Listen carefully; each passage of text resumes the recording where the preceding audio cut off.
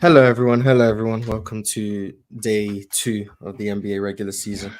A horrible time to be watching basketball, but how are you guys doing? How you guys doing? How was you guys' nights of watching NBA basketball yesterday? You guys have fun? You guys enjoy your experience? Yeah, it was cool. I think.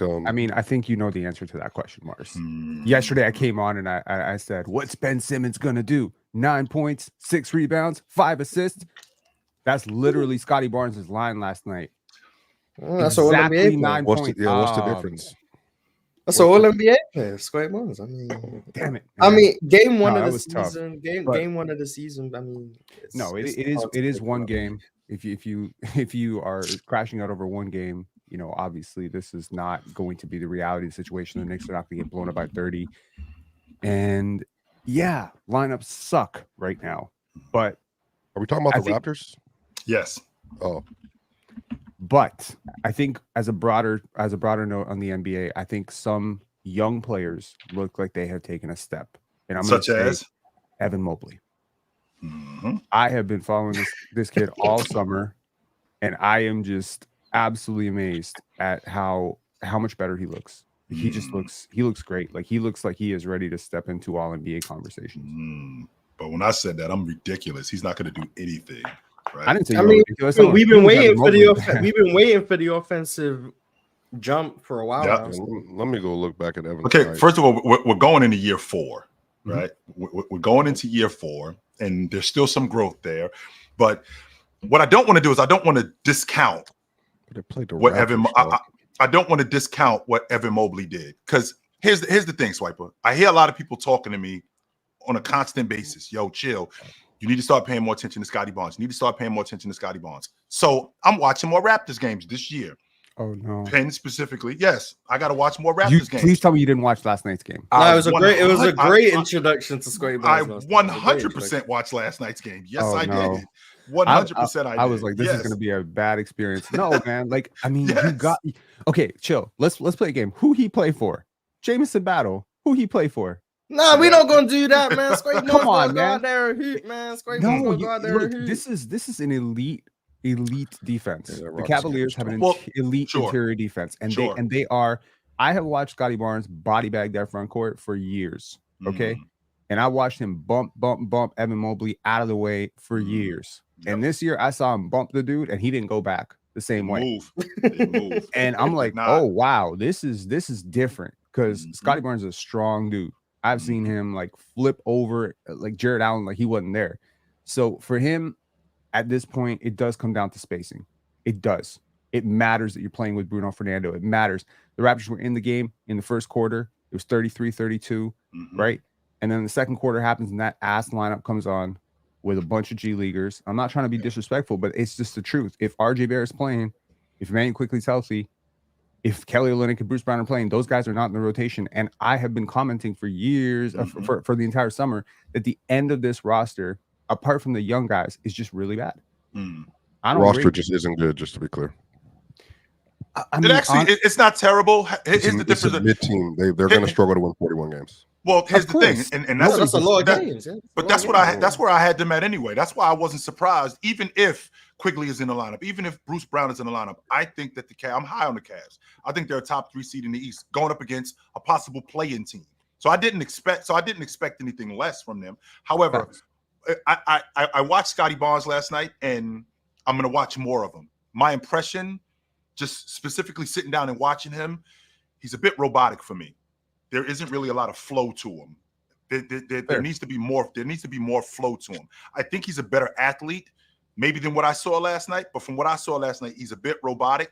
I thought Evan Mobley did a great job in keeping him in front of him and throwing him off rhythm and being physical with him. I thought he did a fantastic job at that. I didn't think that Toronto had anything for those guys in the paint. Zero, zilch. And if we're being honest, fellas, right? If you're being honest, I don't know any of you guys. Never seen any of you guys before. If you sat down and you watch Donovan Mitchell and you watch Anthony Edwards, you can't tell me that those two dudes are the same. You can't. There's no way that you can sit there and tell me that those two dudes are the same dude. What do you mean? When I say one's that, clearly better. That's what this dude is better than this dude. Donovan's better. 100%. He is Oh, you're better saying than that that. Donovan looks better? Yes, you Oh. can't sit there and watch these two guys and go, yo, that dude and that dude are the same dude. No, they're not. He's moving at a different level. He's moving at a different pace. And you know, when I did my rankings, I know Sure. the panel chose what they chose in terms of the votes and stuff. But when I did my rankings, I put Donovan Mitchell as my best two guard in the league, and I put Evan Mobley as my fourth best power forward. And seeing him now, I might go third. So, I mean, his defensive impact, we downplay the fact because, you know, it's like we're prisoners of the moment. Evan Mobley had a tough year last year. That is not, there's no denying it. He regressed relative to expectations. But year two, are we forgetting this guy finished top 3 in defensive player of the year voting? We forgetting all of the comparisons that we were getting to a Chris Bosh meets, you know, so-and-so. Like, that's a really good player. So, like, I think he could be better than that. Personally, I think the defense is already going to be better than that. I think he's going to be better than Chris Bosh. Penn, I think it's interesting when I talk about Evan Mobley and I talk about the kind of player that I think he could be, and the fact that last season he missed half of the season due to injury, and because he missed half of the season due to injury, and the Cavs were up and down. A lot of people talked about how Evan Mobley is regressing and he's not what he used to be. When in reality, I'm watching a top 10 defender, top 15 defender the year before, even only in year 2, like how good he was, his ability to rim protect, right? His ability to man the paint. Then I'm watching him now. He's in much better shape. He's a lot stronger. He's more confident in that long ball. But I don't even want to talk about his offense because I can see what he looks like offensively. Just him getting to his weak hand, right? Him getting to his weak hand and getting downhill, how much better that's going to be. Plus him getting on the offensive glass. But when I talk about Evan Mobley, I'm gassing him. When I talk about Evan Mobley, I'm overrating him. I think he's the defensive player of the year this year. And I know that may sound ridiculous to a lot of people. I think that the Cavs are going to be a top 3 defense, and I think he's going to be the anchor of that top 3 defense. I think Wolves, and Cleveland. Yes. And Boston's going to be right there with them. So they're going to be Magic. So they're going to be ahead of one of those 3 teams. They're going to be top 3. Yes, sir. It's going to be one of those 3. I could see them being a better defensive team than Boston. I could see that. What? I don't know. I don't know if that's ridiculous to say that. It's ridiculous. That would be the team when the Wolves are right there for the taking. But if Evan Mobley, he likes Randall, so if Evan Mobley's defense catapults them above the Boston Celtics, Evan Mobley doesn't deserve Defensive Player of the Year. He deserves Defensive Player of the Decade. No. Okay. First and foremost, Swiper, why are we catapulting the Cavs over the Celtics? Because that's they're clearing them. No, we're not clearing them. I still think that they're right there. They don't have a better defensive personnel or scheme because the Cavaliers employ Darius Garland. That's why. And that might be the problem. However, Donovan Mitchell is not a terrible defender anymore. Well, I don't think he's bad. I'm just saying his size is what doesn't allow for him to be better. That's all I'm saying. How much 6'10" wingspan? How much compared to Derek White? Donovan Mitchell would be the worst defender in Boston starting 5, right? Yeah, I don't really know what that's. No, he wouldn't. I don't think he would be. Is he a worse defender? Don't answer. I have no way he's better than Jalen. Just move. No. I'm not saying he's better, Miles. What I'm asking is, because I know that's what Penn was saying. No, between who? Is he a worse defender? How much worse of a than defender who? Than Jalen Brown? Yeah, come on, man, move. No, we're not doing that. We're not just dismissing this. Not everything has to be debated and contested. It doesn't need to be. Donovan Mitchell was like we just watched. Hold on, we just watched the NBA playoff where Jalen Brown from full court was their full court POA defender versus Luka Doncic and versus Kyrie Irving, and put them in a strap for the duration of the finals. He was the primary defender. So this whole idea that even in the regular season, Jalen Brown is the primary defender from full court, not Drew, not Derek. When you need a wing, especially, they don't even put Tatum on it. He's a better POA defender than Tatum was last year. So this idea that somehow a 6'5" Anquan Bolden super athlete would somehow be a worse defender. And again, I'm not saying Donovan is and bad Donovan Mitchell's not a super athlete. Donovan is 6'1". Donovan's a better athlete. No. He's a better athlete. 100%. I'm getting worked up over jumping higher or running faster doesn't make you a better defender. I mean, when 161 does and make you a better athlete. 167, He did say 6'5". It makes you a better athlete. Jalen Brown is 6'5". He's about 6'5", closer to 6'5". I remember. He's a 2. Like he's a. We can all agree that defensive analytics suck, and I remember checking down analytics. Defensive analytics do suck. EPM, please. I'm just talking about Mars, you don't just think what they I'm actually telling do. you, on I tape. real watched bench, though. Donovan Don't Mitchell start, last year, and there Yeah, was I don't want to hear about complete these difference. There was a complete difference in his. Look, Donovan Mitchell came into the NBA as a good defender. In college, he was a good defender. He was Yeah, an I all-league agree. defender in the ACC. Yeah, that in was the his league, calling in card. the That was league, his calling however, card. he has been ass. He has been terrible, and That's I have not true. always wondered That's not why. true at all. Mm-mm. I think he's been pretty bad in Utah. I thought he was bad in Utah as a defender. I think the first few years of the Cavs was pretty bad. Last year I watched him. I didn't think he was bad. Last night I watched him. I didn't think he was bad at all. I think he's a decent defender now. So Sure. like Swiper, comparing him to Jaylen Brown. Swiper, to your point about the Cavs, maybe not Boston, but I think we can have a conversation with Minnesota because they For lose. you. I think we can have a conversation with Minnesota. Rudy and Jaden alone. Sure, make that a number one overall 100%. defense. And then you plus already know how, plus Dante, plus Ant. and you know how I feel, and you know how I feel about Evan Mobley. You already know how I feel about him. And He's Jared not better Allen, than Rudy Gobert. I'm not saying that he is, and I don't think that he has to be. However, for that unit and how much better he makes them, I think that they're a top 3 defense. So and if they fall off that much where they're no longer number one, then you know there's only one reason why Minnesota's not number one defense anymore. it's because of Well, I don't have to say it. You know what it is. There's only one thing that's changed. A lack of toughness, I guess. Yeah, there's only one thing that's changed from last year having historically great defense to having a not top 2 defense this year, or 3. it would be. There's only one thing that's changed on the roster. it's That's it. There's nothing else. Nope. No, other Nope. things have changed.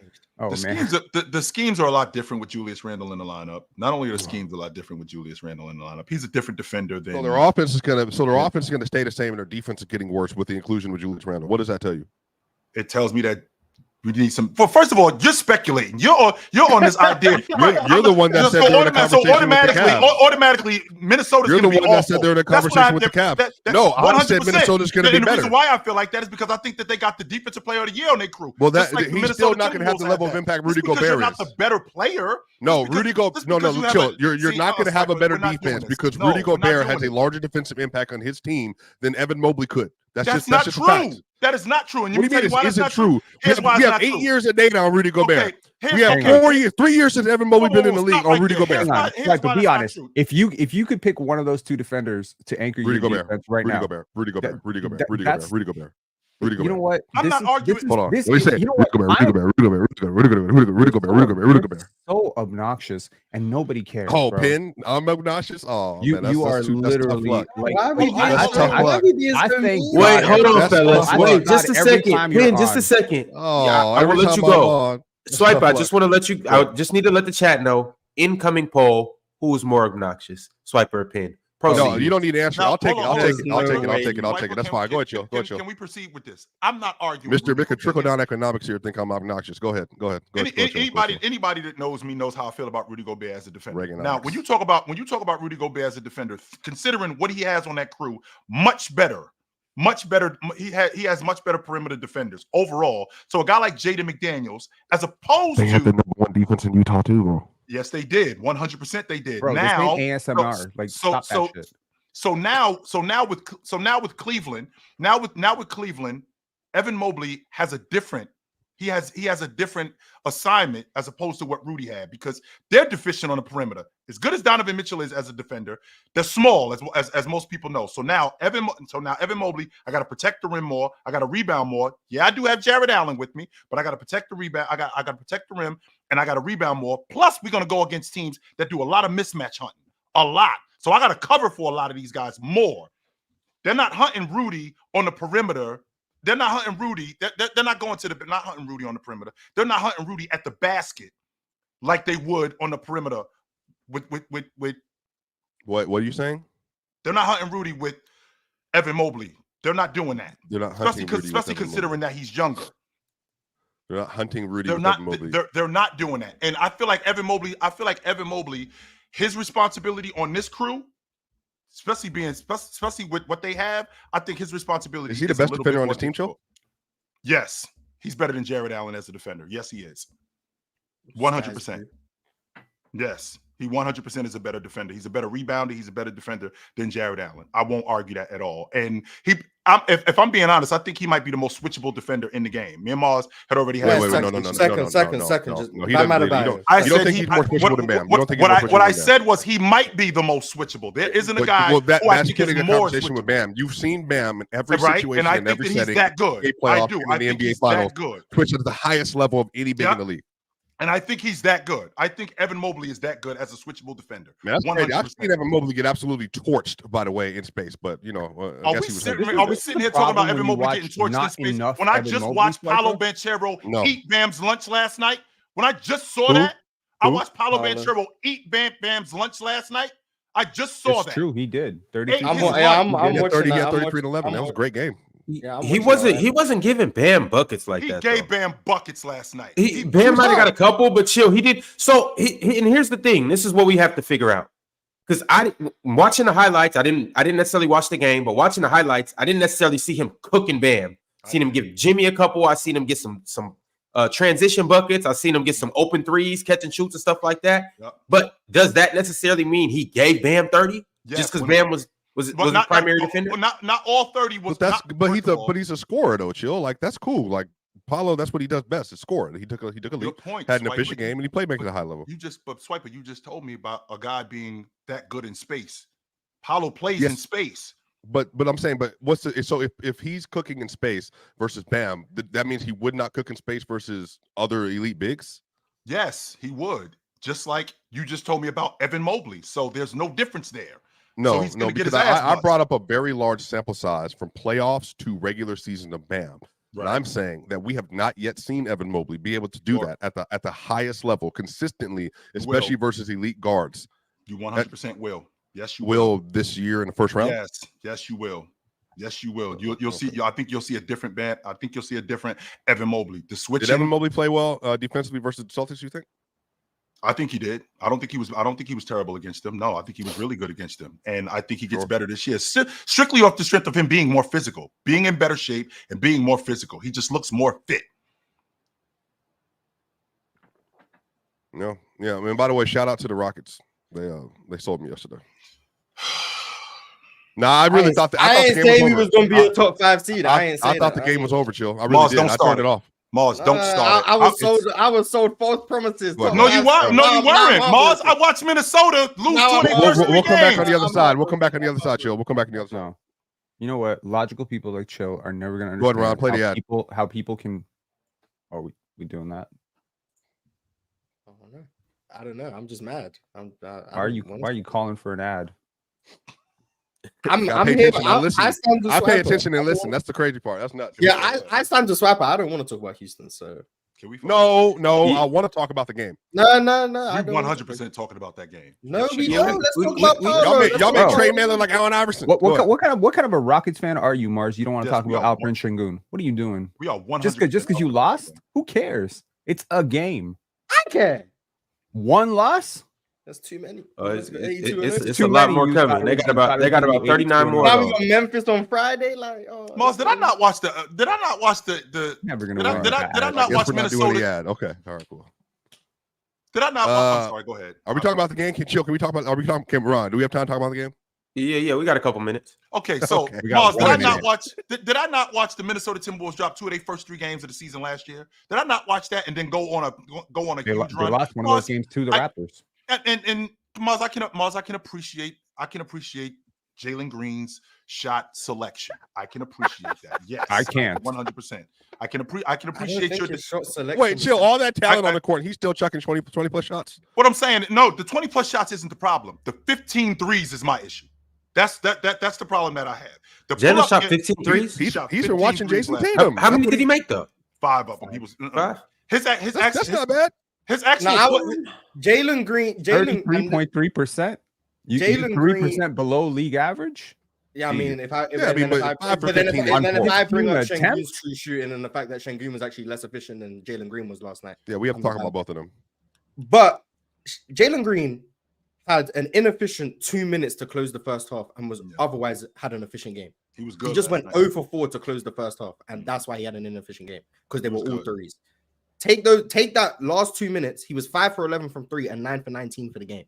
So I think Jalen Green played pretty well. And surprisingly, he was our best on-ball defender last night, which is a disgrace when I'm meant to have Dylan Brooks, who's meant to be a stopper. But we don't have time to talk about Houston. How'd you feel about fellas, here's the thing. We'll get back to Houston.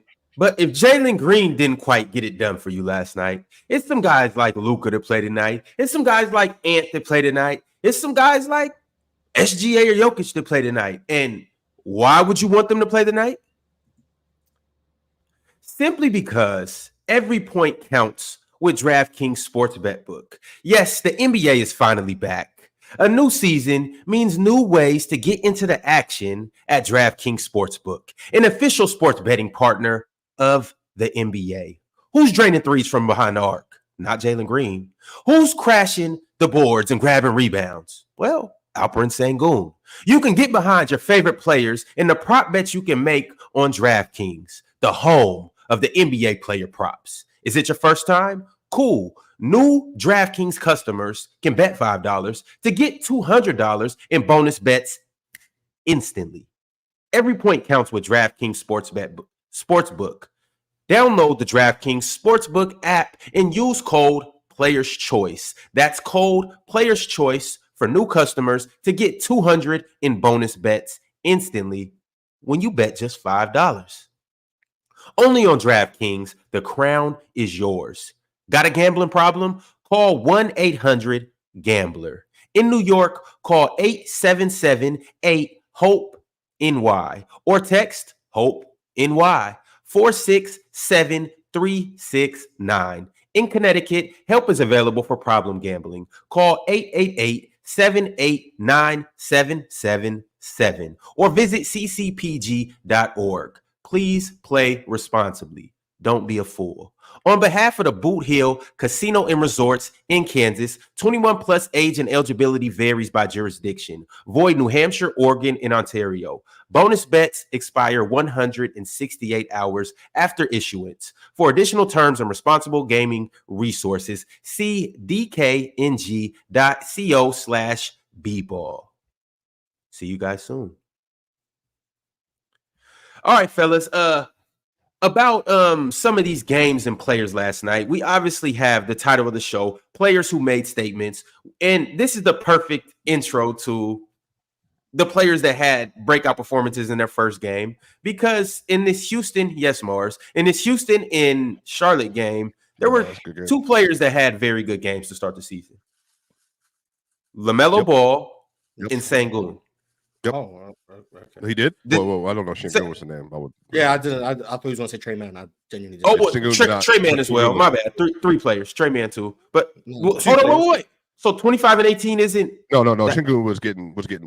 I mean, respectfully, I'm not gonna lie. Shout out to the box score and shout out to his first half performance.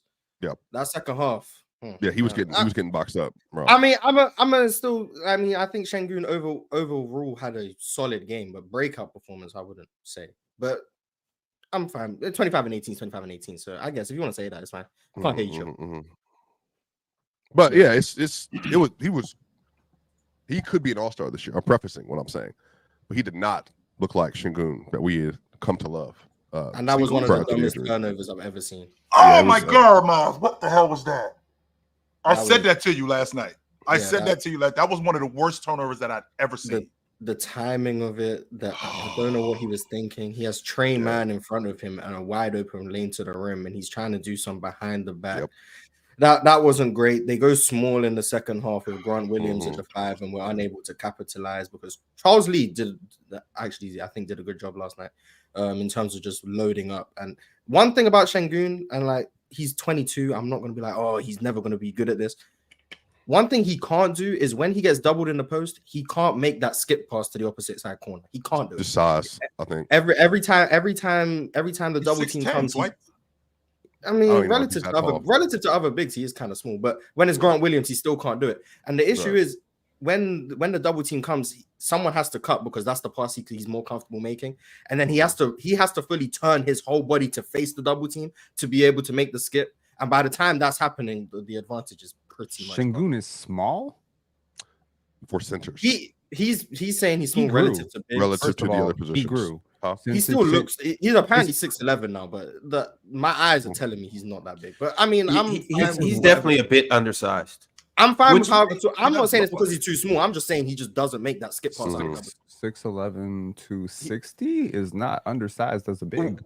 Well, Penn, it just depends on his matchup. Like for the most part, on Rudy Gobert. Sure. Well, on a night-to-night basis, he's going to be smaller than the other centers. Now, how much does that really matter? Not too much, because he just got game and he knows how to use his body. But I mean, if we're just talking about physicality and frame, are you under the impression that we're playing in the 90s? Like the average center in the league is not 7 feet tall. Like, we don't say that about Bam. We don't say Bam is undersized. Bam is undersized. We do say Bam is undersized. But we don't talk about we don't talk about Bam's size, undersized. And we don't talk about 6'8" without shoes. Yeah, he's like 6'8", 6'9". We don't talk about Bam's size. He is undersized. Jared Allen's 6'8", 6'9". Like these Jared Allen's big. Actually, he's bigger than Şengün though.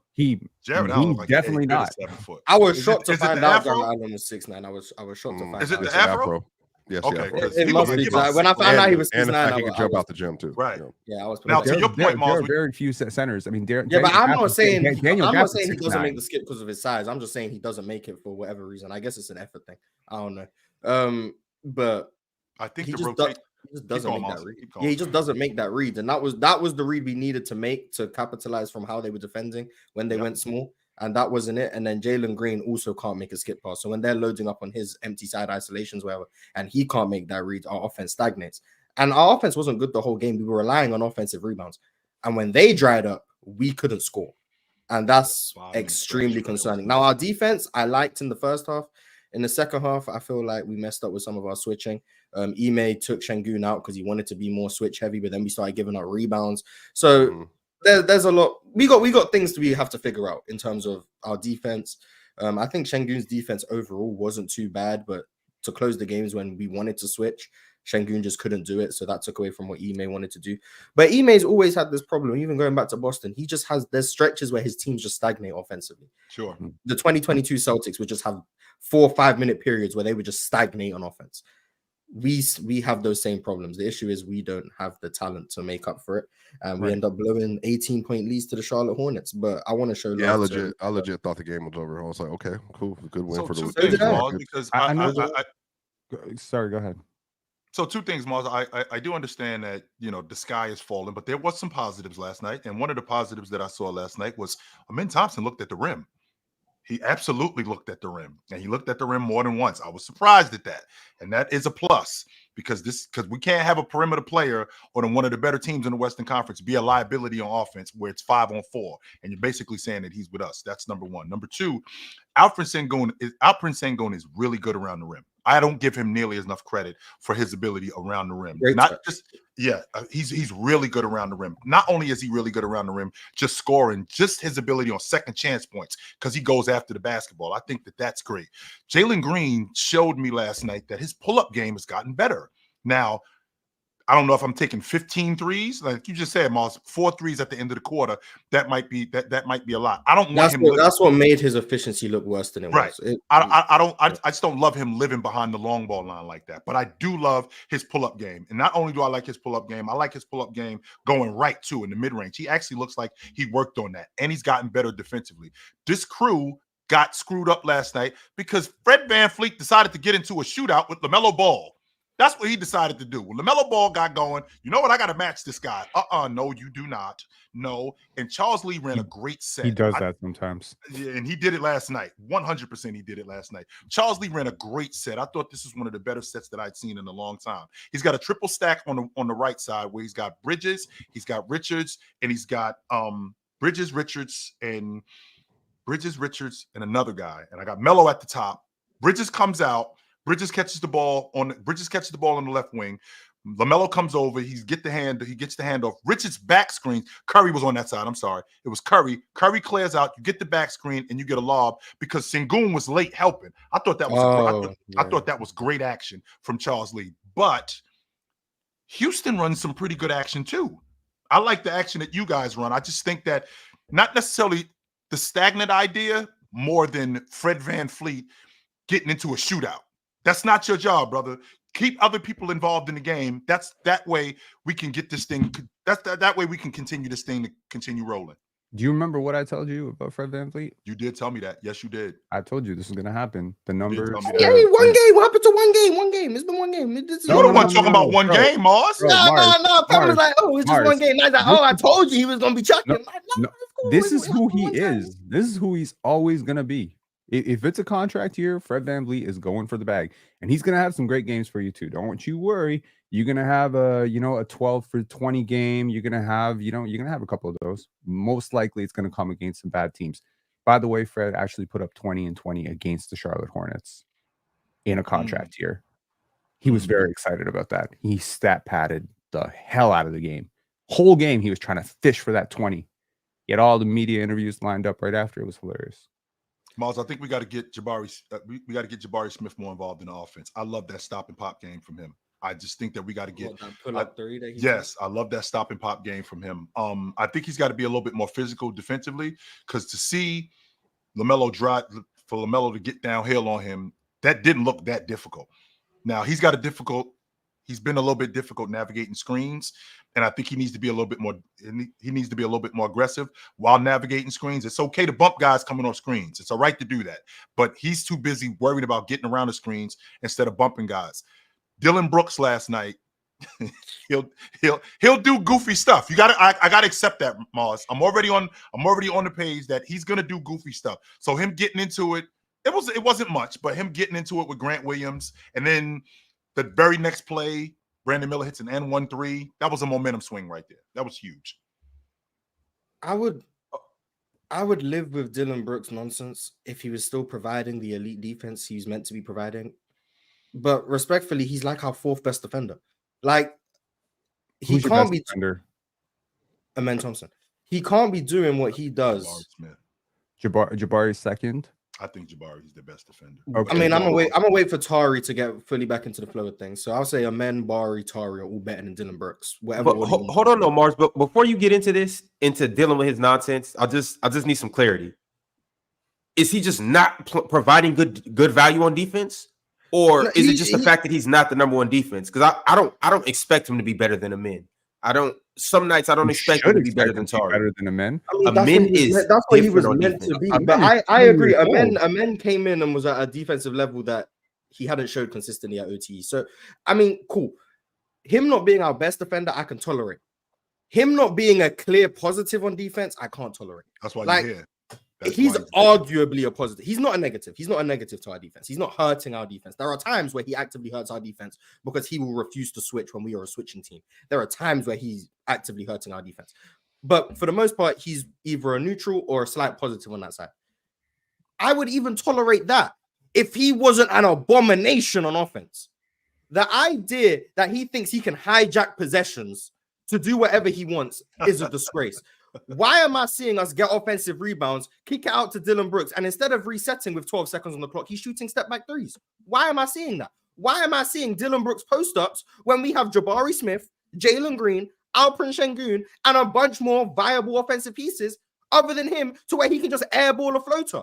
Why am I seeing him do things he shouldn't be doing? That is why I'm losing patience with Dylan Brooks. I could live if he just played within himself, catch and shoot threes, and maybe a transition layup. Cool, be yourself. But I should never see Dylan Brooks try and create his own shot. I should never see Dylan Brooks be given isolations. And I should never be seeing this man take more than 3 seconds to move the ball. That's a disgrace. And then when he's doing that and also not being one of our 3 most impactful defenders, why is he playing as many minutes as he's playing? I'm giving it about a month and Amen Thompson has to be starting. I don't care that he can't shoot. I don't care. Our spacing is bad with Dylan Brooks too, because respectfully, I don't care if he shoots 34%. Teams don't respect his 3. So I'd rather just have the better player on both sides of the ball. It's not like, oh, we can't have Amen instead of Dylan because Dylan provides spacing. No, he doesn't. So I'm sorry. We need to get Amen in the lineup. We need to figure something out. Amen's already one of the best cutters in the league.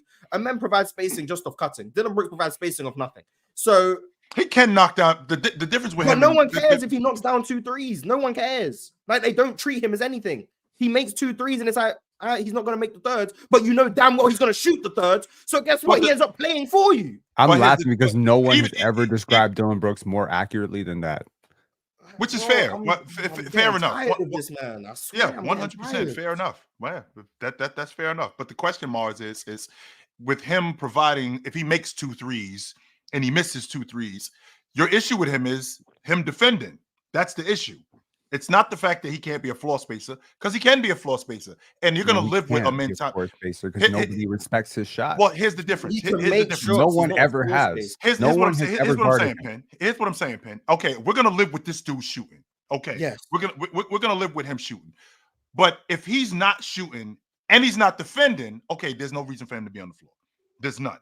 We gotta have both of those. So if he's defending at a legit level, which he didn't last night, right? I think he was a negative last night. He didn't defend. On top of him not defending, he can at least provide some value at the long ball line, where I'm going to make a couple of shots to keep us in games. Not necessarily make guys run out at me and run me off the long ball line. No, I'm not saying that. I'm at a point where if he does less on offense, that helps me. He does too much on offense. He's always doing too much on offense. Well, it goes back to what Mark said about, okay, if I got the He ball. doesn't know who he is. No one's He's told never him. known who he I'm is. 100% confident. He's been in the league for what, 6 years now? Did you remember when he was in Memphis? Absolute definition of irrational confidence. It is the absolute definition of that. Let's go through Dylan Brooks' career since he started getting minutes, because this isn't just a new thing in Houston.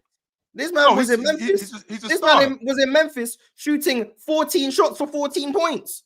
This man was in Memphis shooting 16 shots a game. For 16 points. 16! Dylan Brooks! For 16 points. Yep. And Memphis said, respectfully, has never you been can a good leave. offensive player, but he's been good. shooting like he thinks he is one.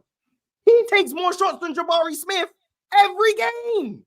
It's so you guys came in here, and the 2 players that were complained about was Dylan Brooks and Fred VanVleet. Yep. That's $60 million, bro. Well, I think When in the summer, I alluded to maybe Fred shouldn't be starting, maybe Dylan shouldn't be starting. Y'all didn't really like that. Right. But that's the politics of the NBA, Ron. You know they ain't coming off the bench.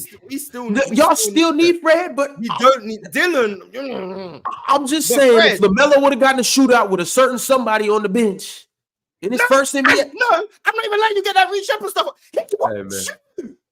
What? Shoot. He won't shoot open threes, Ron. Tell me why. Reed won't? Oh, he got that Buddy Hield syndrome? In college basketball, he won't shoot an open No, Buddy will shoot open threes. Buddy will shoot open threes. Why, Ron? Why will Reed Shepard not shoot an open three? Mars, we've seen 15 minutes of him in his first night. No. This is what we're not going to overreact to. We see 15 minutes. Summer league, he shot. And make in the me summer look league, like he a shot friggin' threes, genius and then he scout. shot 28%. But we let it go. You know why? Because he was confident. The mid range was there, and all the playmaking and the defensive hands in the field was all there. It was like cool. Yes, nice. The preseason came along. He wasn't shooting threes. He would shoot like 2 threes. If he missed them both, oh yeah, we'll go to the mid range. We'll go to the floater. That's cool. I like that you're doing that. But in the NBA, this man won't shoot a 3 out of pick and roll. He just won't. The only time he'll shoot a 3 is a catch and shoot. And even then, unless he's wide open, he don't shoot it. He's meant to be the best shooter in the draft, and he won't shoot a 3 unless he's 17 feet of space. Mars, you can't say he won't shoot and he's locked 15 minutes of time. And here's my thing. And even if okay in 4 or 5 preseason games. Here's my thing though. Be that as it may, even if that is true in the very, very limited amount of time we've seen him play, he just got to get his feet wet. Yeah, but then don't say, oh, the reason I said this with so much energy is not because I don't like Reed Shepard. It's because if he had to get in a shootout with LaMelo Ball, he wouldn't shoot them. So there would be no shooting. I'm under the belief with more time and more comfortability, he's letting that fly. Mark, he's letting it go. Prior to the draft, you weren't super high on Reed. Let's be real. Yes, right? I was. You weren't. Yeah, me. Yeah. Yeah, and I was super high on him. And I'm telling you, as a person who's been really high on him since he was a freaking 4-star recruit, he's gonna be fine. He's gonna be really, really good. I agree. I think he's gonna be fine. Yeah. I just disagree with Ron saying if you got in a shootout with LaMelo Ball last night, we would have been better because he wouldn't shoot the ball. Because then he wouldn't have a shootout, so that's fine. That's my point. He would play make out of those situations. Yeah, I agree. And then it would be Jalen Green shooting 23s instead of 15. Yeah, but sometimes when you're a rookie, you can't exactly come out and be the leading shot taker. You need to find your place. I'm asking him to shoot threes. I think you just need to find your place in the offense. And instead he's swinging it to a Men Thompson on the wing. But That's what I think it is too, Mark. Who's swinging it right back to him, by the way? Who's giving the ball right back to him? My issue, I don't think Reed Shepard's going to shoot 50% from 3 in the NBA. What I'm saying is, when he catches the ball in the corner and there's a closeout coming, and instead of shooting, he swings it to the worst shooter in the NBA, that's a problem for me. Rookie or not, that's a problem for me. Mars, he's just easy. I understand why you're saying it's a problem. He's easing his way into the offense. It's some guys that will come in with a Dylan Brooks mentality and will hijack the offense to try to force their way into the offense. A Benedict Mathurin type of guy as a rookie. I'm coming in, I'm just shooting everything. Then it's guys like Reed Shepard who are like, no, I'm not about to step on you guys' toes. I know we have Alp. I know we got Jalen. I know, Fred, you are a veteran. Dylan, you have been here for a long time. I'm not about to just come in here and just, as a rookie, and just be disrespectful. So I think he's just easing his way in. As time goes on, he'll start shooting them more. At least I expect him to start shooting them more. And that's why I think he'll be fine. I'm not saying he's a bust. I'm not doing none of that. Now, everyone knows I was very adamant. I didn't want Reed Shepard at number 3. But I'm perfectly fine now that we have Reed Shepard and I've seen him play in a Houston Rockets uniform. The value that I think he already brings and the value I think he can bring, I'm perfectly fine with that pick. I think that's a cool pick. So I'm not mad at Reed Shepard. When you're not high on a player, you often have, like, generally speaking, when you're not super high on a prospect to begin with, you do have a bit of an overreaction when they struggle right away. I've seen this many times. Sure. Yeah. And when you're super high on a prospect and they struggle, you're like, don't worry, they're going to be fine. Yeah, exactly. It's confirmation bias. For sure. And I'm not going to act like I'm better than that. I definitely have engaged in that all the time. I mean, I was doing it. Were you super high on Amen Thompson? Yes. And you remain super high on Amen Thompson despite struggles. Exactly. So that's despite the flaw. But I mean, I also think I'm realistic about him, man. I'm not one projecting a 35% 3-point shooting ever from him. So, but hey, I mean, he shot 50% last night. Yeah, he made one and then shot another one from that same corner and airballed it. Like at the end of the shot clock, boss. He's just weird. He's just weird. But I'm not. I think there's room for optimism. I think Jalen Green, for the most part, had a pretty solid game. That 2-minute stretch at the end of the second quarter, notwithstanding. He also nearly got the dunk of the season in game 1. That was really cool. Brandon Miller so far has the dunk of the season. That dunk was crazy. I don't think that's. I do want to transition over to the Hornets too. Let's talk about LaMelo. Let's talk about Trey Man. I ain't gonna lie, that dunk score would have been crazy. But Jalen Green had a nice little 28 points last night. Yes, he did. Mm-hmm. So yes, he did. When people are criticizing Jalen Green for scoring 28, we're making progress. Because that used to be a 12-point Bro, game. We know he can shoot. We know he can score 28. Nobody criticizing him for scoring 28. He does. We're making progress. Yeah. A Jalen Green bad game used to be 4 for 17, 9 points. Mm-hmm. We're making progress. Fellas, let's talk 28 on 57% true shooting.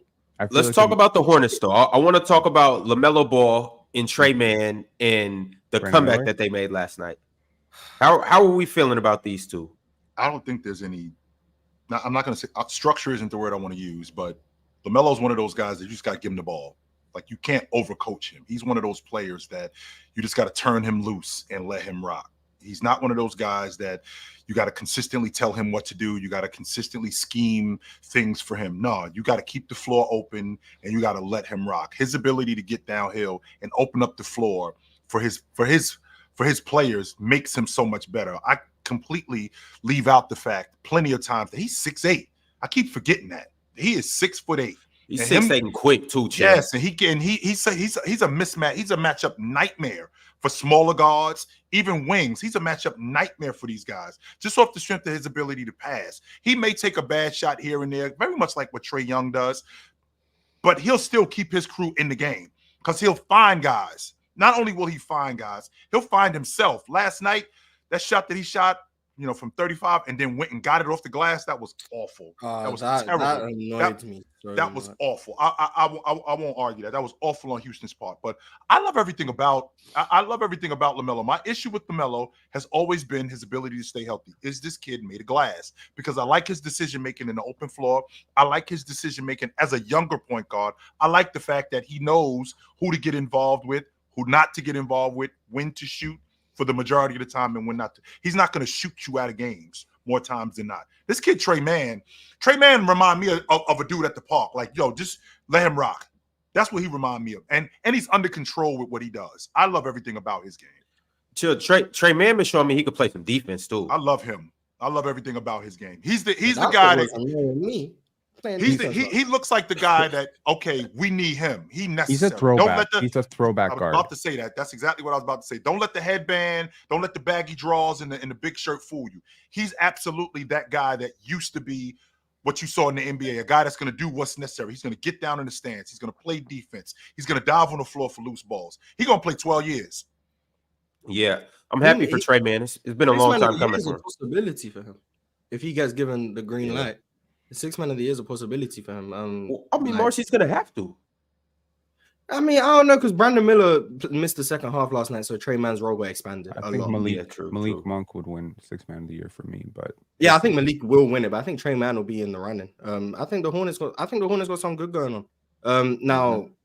When Mark Williams is back, because I'm sorry, Nick Richards is just not good. Oh my god! Why is he not playing, man? I don't know what Mark. I'm assuming it would just be precautionary with Mark Williams. I don't think he's experiencing any setbacks. I'd hope not. I want to see Mark Williams out there, but Nick Richards. Ron, the curtain just went up. The curtain on the show just went up. We just got started. The credits are going on, and this dude ain't in the show yet. Yeah, he. It's what it is. It happens. I thought y'all told me last year that Nick Richards was all right. Who told you that? Well, remember I know those words that come out of my mouth. That's what I'm asking. Well, no, I don't know. I'm just saying. Remember, we was doing the ranking, and I was like, I didn't even really know about Nick Richards, and so I believe somebody was like, "Oh no, he's decent. He's all right. He's all right." Oh, we were ranking them in tiers. I don't know. I know that wasn't me. I was like, I don't know enough about Nick to rank him in the tiers. And I was mad at someone putting Daniel Gafford in F tier. That's what I was passionate about. I know I know it's a small sample size, but I don't hate Nick Richards as a screener. I don't. And as a big, that's something that you have to do in freeing up guys. He's actually a good screener. Around the basket, on the other hand, he doesn't rebound. Not only does he not rebound, he doesn't rim protect. His timing on rebounds are awful. His timing on everything is awful. His timing on rebounds is awful. He doesn't look like he's sure about what he's doing in the paint, just as a defender alone. I'm not impressed with Nick Richards at all. I'm not. I need someone to. I don't know if there's a stat for this, but I'm pretty sure Nick Richards leads the league in goaltends. I'm pretty sure he does. He has to lead the league in goaltends. I've never seen someone miss time blocks as much as he does. The ball was blatantly on the rim and he's knocking it off. Shout out to Nick. What was the best game of the night? There's so much that happened last night at the Golden State Warriors. You know, that was crazy to see that run. I'm sorry, fellas. I tried. I couldn't get through the second quarter of the Blazers. I was trying. I had that game on a little bit. I seen Buddy Hield. I'm sorry. I was trying. Yeah, that game looking like a true point guard. He lost a brother, but he got a buddy. I like it. He lost his splash brother, but he got his splash buddy. I like that. I just can't handle it. Yeah, I don't watch that. If you're counting, I'm not watching the Blazers 6-0 in preseason for the Warriors and 1-0 in the regular season. I don't give a shit that it happened against the Portland Trailblazers. I'm officially a Warriors fan this year. I'm not watching the Blazers till Shaden Sharp is back. I'm sorry. I tried. I was. That's a bad watch, Ox, I for real want to fight. I want to fight him, Ox. I want to fight that dude for real. I want to fight him. I guess. Why? I'm coming into practice. I'm starting to fight with him. I swear I am. I promise you will win. I don't care. You will win that fight. I am starting to fight with him. I don't think he wants to fight, Chill. He don't seem like the type. I don't think he wants to fight, Chill. He wants to go home and play. Yeah, I don't think he got the vibe. I don't. And here's the thing. This is what I don't. Play video games on that mattress on the floor. I don't mind. I don't mind this just because there's a lot of guys in the NBA. There's a plethora of guys in the NBA who this is just a job, right? This is just a job, and I just come to work, I do my job, and I go home. There's a bunch of dudes. What percentage? What percentage of guys would you say fall in that bucket of this is just a job? I do the bare minimum. I show up to practice. My coaches want me to. I do the media availability. I go home and I literally unprocess the entire day. I don't care. I'd say at least a third. I'd say at least a third. You couldn't possibly know that. We speculate, Knox. That's what we do. That's why we just speculate, Knox. You can guess. I know Ayton is one of them. That's one confirmed. Ayton is one. Here's also the thing, though, too. Even with that, these dudes work hard.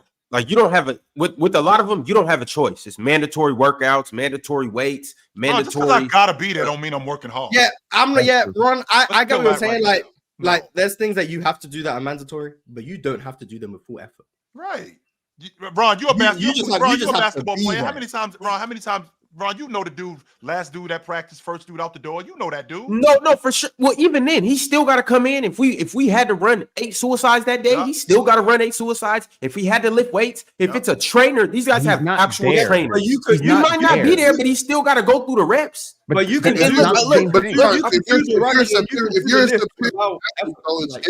I'm saying? Like a superior, like if you're one of the top athletes in the world, 8 suicides, that's not a big deal. You know what I'm saying? So I can get through that. Anthony Edwards said that. He said that. I can get through that at 65%. You know what I'm saying? And still go home and kick it. You know what I'm saying? Do my thing. So everybody got to go through the workouts. But once you're a top tier athlete, it's just a workout. You know what I'm saying? Just a heads up, I wouldn't say that word on the internet because your stream ends up getting. Ron, I'm surprised. I'm surprised, Ron, that you would say that, considering you know guys. I know. Ron, you know guys who are just good enough to show up. They ain't really putting in maximum effort. They just showing up. You know guys like that.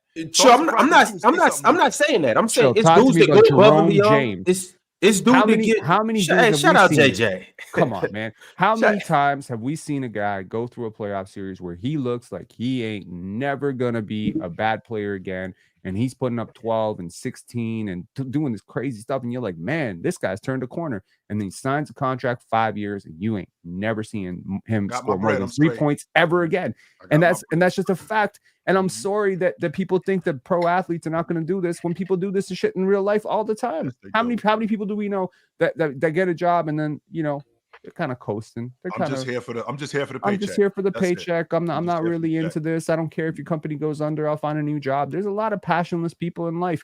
Not everybody's going to approach a losing season like a Kobe Bryant. Not everyone is going to do that. And we should probably be realistic about the fact that just because someone is living out our fantasy or our dream of being a pro athlete does not mean that they appreciate it the way that you think you appreciate it. And we got people at home who are like, oh, this bum, we're paying him a max contract. It's like, bro, what have you done in your life, not to call anyone out, but what have you done in your life that makes you so sure that you wouldn't do the same thing in that situation? If someone's giving you $40 million, you showing up to work like crazy motivated every single day?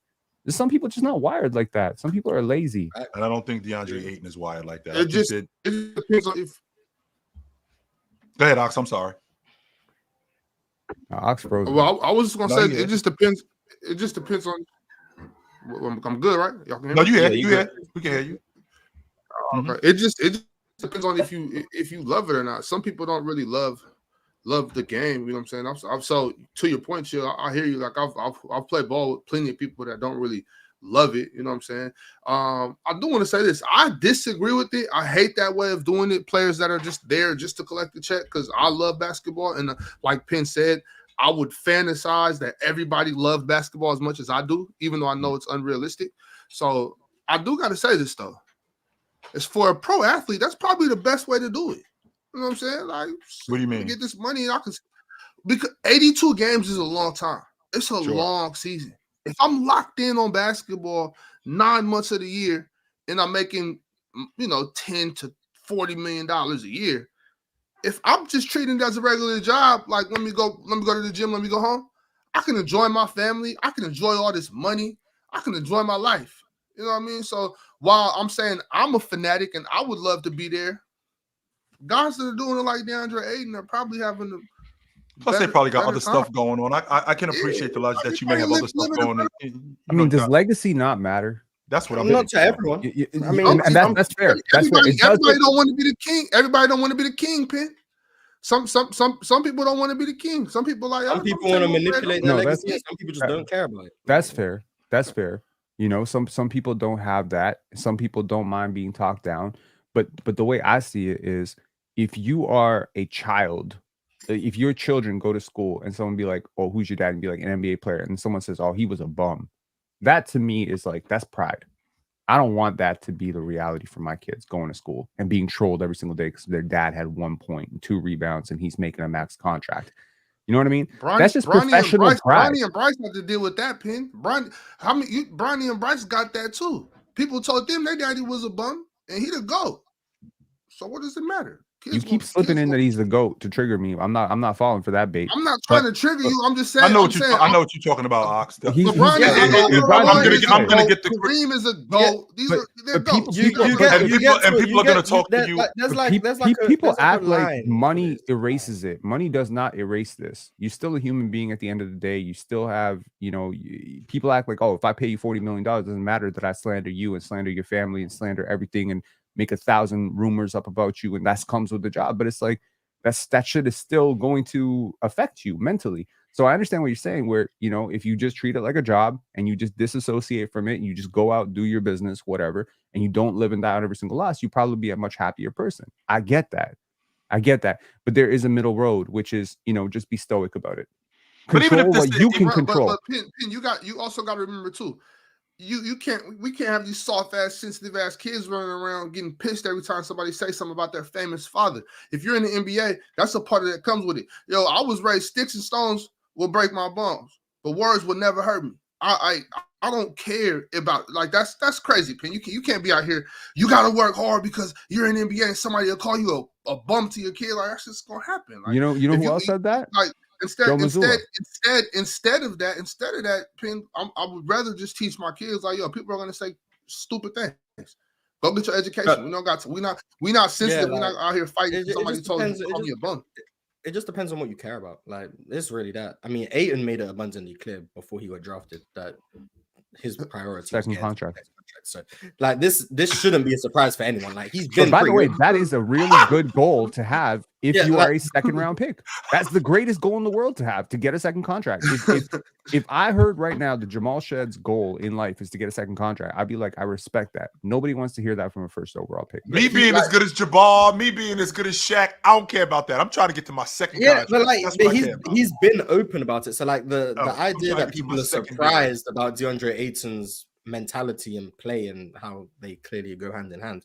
I feel like you just sold yourself a dream. I think it was pretty evident coming into the draft. So when he said what he said, but I just think it comes down to what you care about. Some people don't care about legacy. Some people do. So the people who do care about legacy are going to prioritize winning. They're going to train as hard as they can. They want to be the best they can be. All of those things. The people who don't care about legacy, this is a job. They want to maximize the amount of money they can make. They prioritize their family and looking after them in terms of wealth and business ventures and all of those things. And then you got like most people, it's just what one do you identify with, and then the other one apparently is wrong. I don't think there's a right or wrong. I know me personally, I'm prioritizing whatever just makes my life the easiest. So we saw you play defense. I know that exactly. I'm effort for when I say these guys don't put in effort, it's easy to recognize no one's putting in effort when you are lazy. I watched you play defense 2 weeks ago. That shit is still haunting my nightmares. Every time I see you, I'm like, if there's no benefit to me trying on defense, Mars. Nah. If there's no I'm actively one of the laziest people you'll ever meet. I don't deny that. I love that you own that.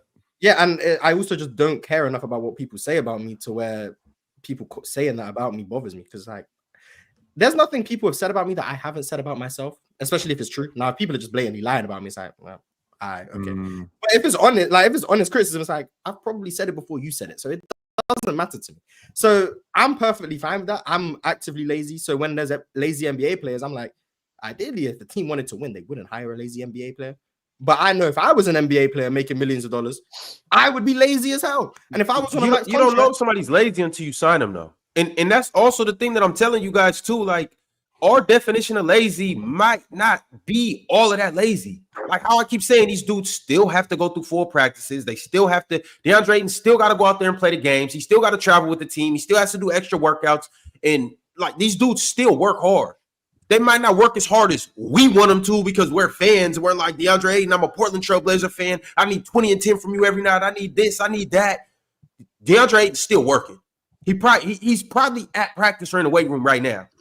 Can he do more? It's not hard to. It's not 12 hard o'clock. To fast practice, Ron. It's not. It's not hard. It's not. But on the West Coast. It's not. But it 9 is o'clock in Portland. You still have to do it. Yeah, but like he is dominating.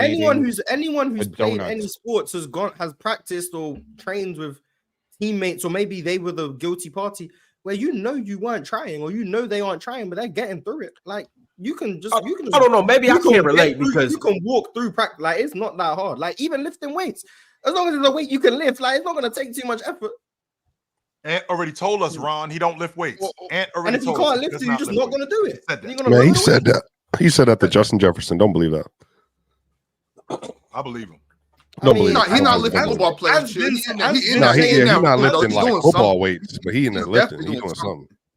Ant's been saying his diet. He might not actually lift like heavy all that during the season or something, but he's definitely doing something. It's no. He not Booby Miles, Ox. He ain't moving miles, just showing up, just going to the weight room and looking around.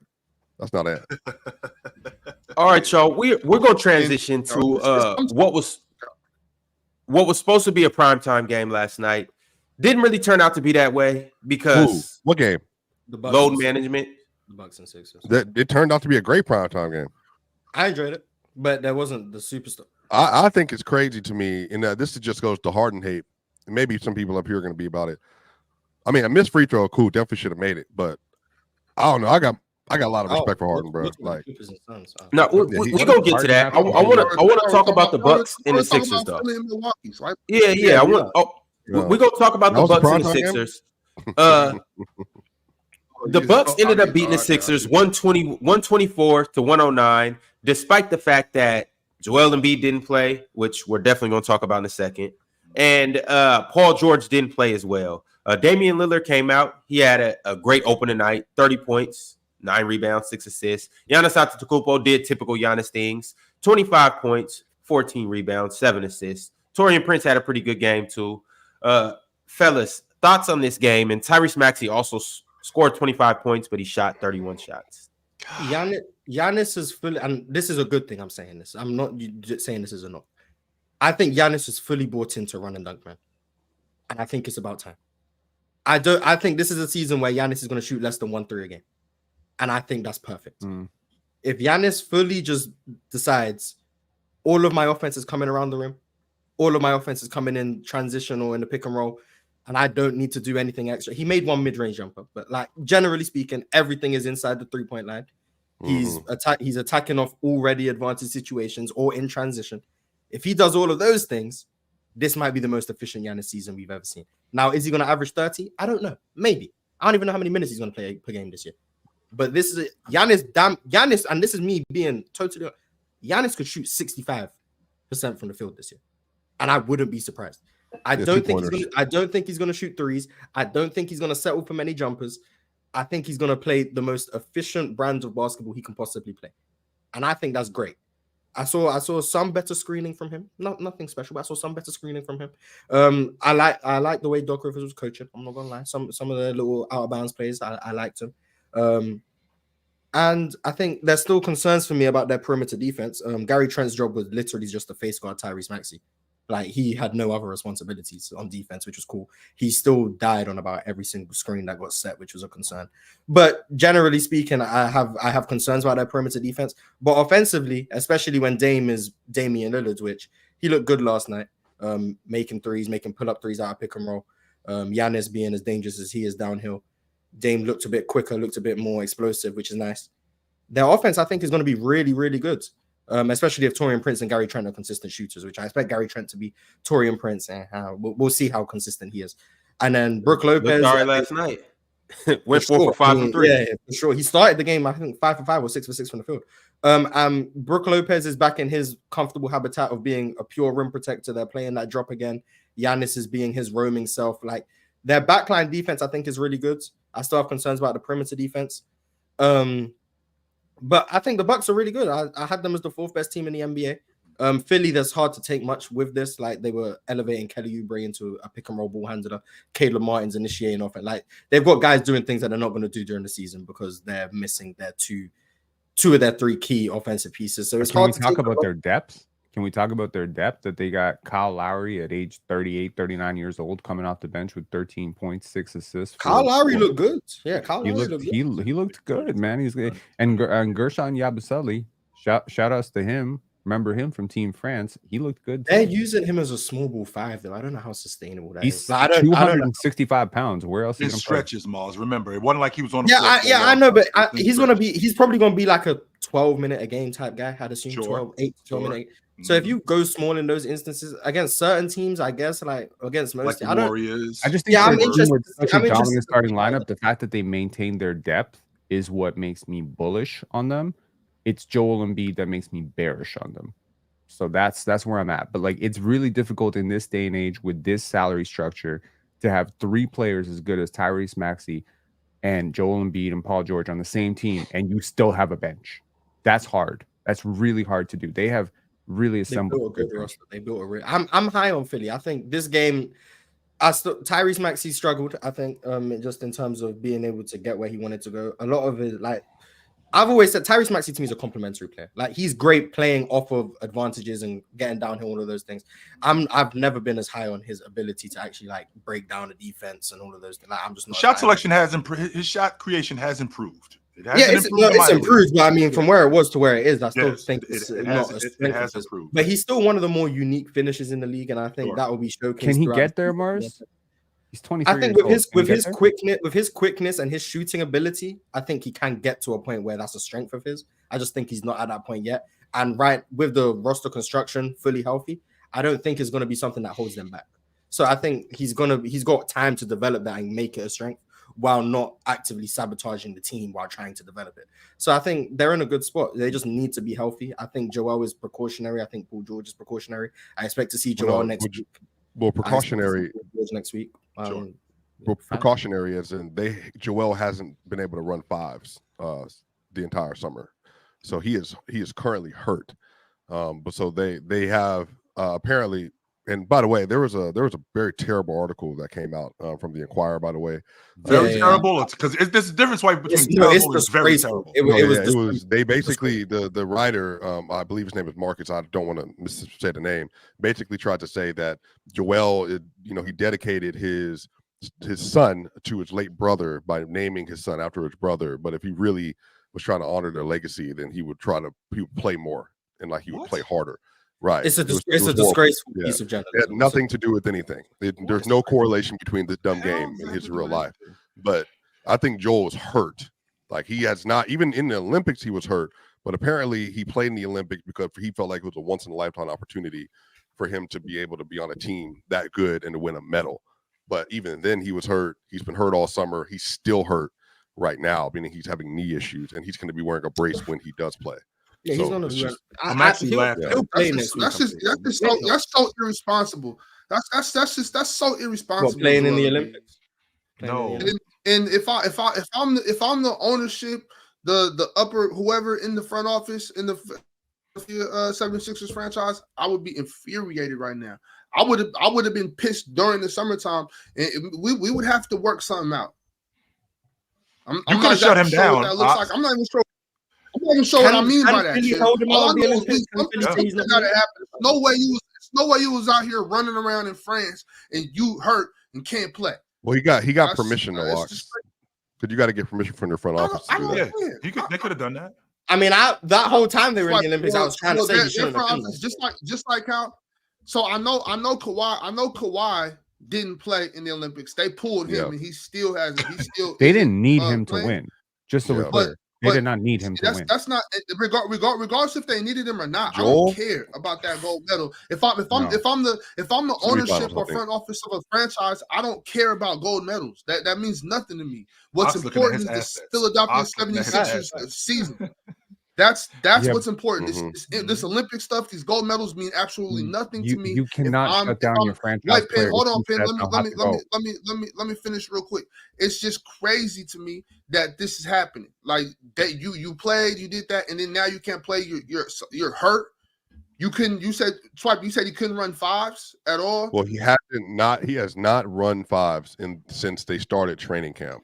Apparently, yeah, but that's an issue. That's an issue for me. Yeah. That's a big issue for me. But it could have gotten worse after the Olympics too. Like it didn't say it didn't or not. And that would make it even worse for me, Swiper. Mm-hmm. So also, two things. Breaking news with this whole Joel Embiid situation. There actually is an open investigation, Yeah, or the they are. NBA plans on opening an investigation on the They opened today. 76ers? It started this morning. Okay, and Joel Embiid, and this is based on the fact that he didn't play in the preseason. It's based on the fact that he's came out and literally said, I'm not playing back-to-back games, and based on the fact that he has just missed so much time due to injury. He played 39 games last year. They've opened an investigation basically just to see what's going on with the whole situation surrounding Joel Embiid. So what are they going to do? Look at his knee themselves? That's what I'm trying to make sense of. So what happens in an investigation? They're going to look into his knee. They're going to look into the injury report surrounding his knee from the start of the summer to now. Every report that you've had from every day, because obviously it's not college. Like, you're there every day. Sure. We're going to look at every day. We're going to investigate who reported it, who evaluated. Did the coaches know? What did the coaches communicate? What did PR communicate? They're going to go at every level, from front office, PR, the medical staff, to the coach, to the player. That's what they're going to do for the investigation. Because when you're doing documentation at the collegiate or the pro level, sure, you have to document every day. So, like, show me the paperwork. It's like IRS, like with your taxes. Like, I can look at everything you've done, everything you spent your money on. This is how you're managing your assets. And that's the thing with the NBA. They have to self-report. Chill, and you know this. You've worked in corporate before. If you do not self-report, and then we come to you and say, okay, where's the numbers? Where's the information? Then you can get sued, and or fined, and or barred. Can the NBA force Joel Embiid to play? What they can do is heavily fine the 76ers, like millions of dollars and draft picks. Philly gonna have to pay them fines, because they did last year. They paid last year. Remember? I think they got fined like $500,000. If something, I can't remember. Balls, you got to remember what you got to remember here. Getting a healthy player could get you fined and lost draft picks. Because remember the 2 All-Star rule. You are no longer allowed to load manage without having a reason. Like, there has to be an actual documented reason why a player is not playing, especially national televised games. That was the whole incentive with the CBA. One of the main reasons tell Paul George he gonna start hooping, because one of the main reasons why we have these TV deals, one of the main reasons why these arenas are sold out is because of the product. And if the product isn't available, then we got a problem. And we need to know why the product isn't available, because we're selling it. Why isn't this available? So with a guy like Joel Embiid, who I understand what the Clippers did, the Olympic Committee called it the Clippers. Yeah, come get your man. He can't run.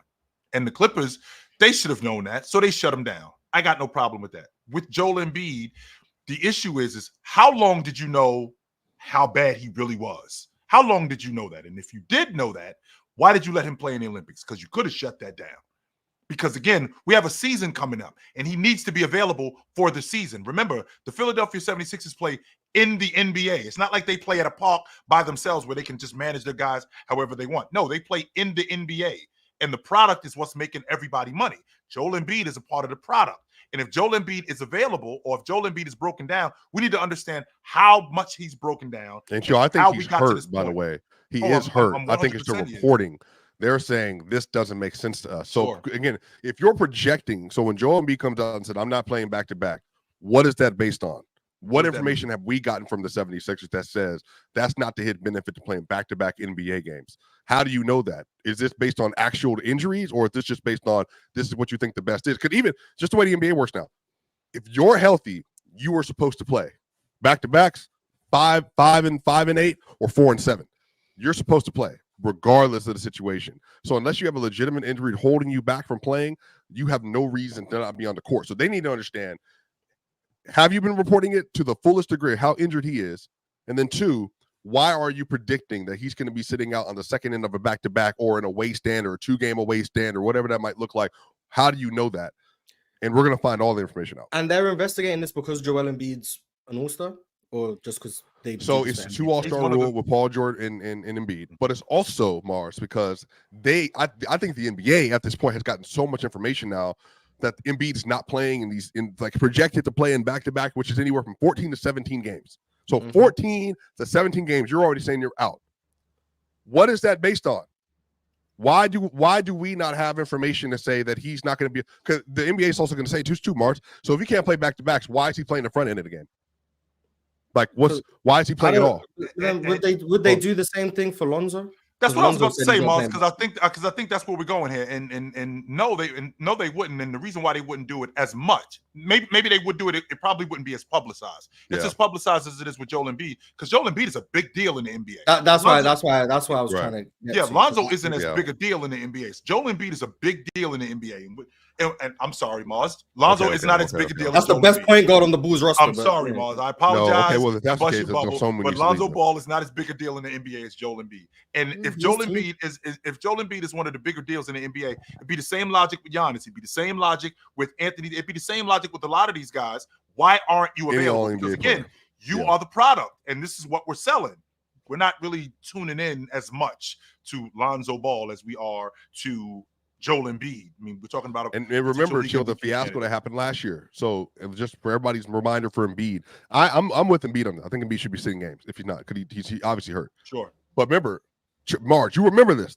That San Antonio game, he scored 70 points. Mm-hmm. He had an injury before the game.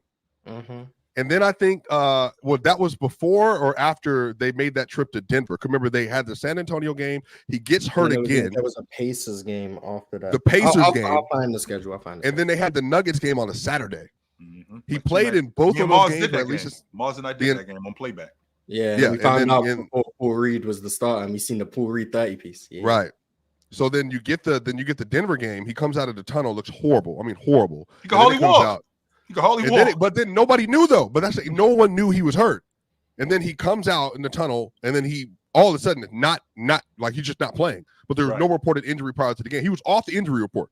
So then y'all remember Monday comes around, Mars, and they play the Warriors. Yes. Mm-hmm. But he has an injury going into the game apparently, and then remember Jonathan Kuminga falls on him, and he really hurts his knee. So the NBA's like, wait a minute. He should have been shut down for the season, actually. Where did this gap come from where he has such injury in San Antonio?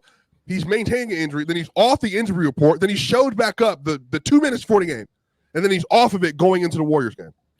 But this is like the NBA got to realize that the products, which I understand are national TV games, but the products are human beings. Like Joel Embiid, we don't care about that. Came out with the intention to play the basketball game against the Nuggets, and then he was working out.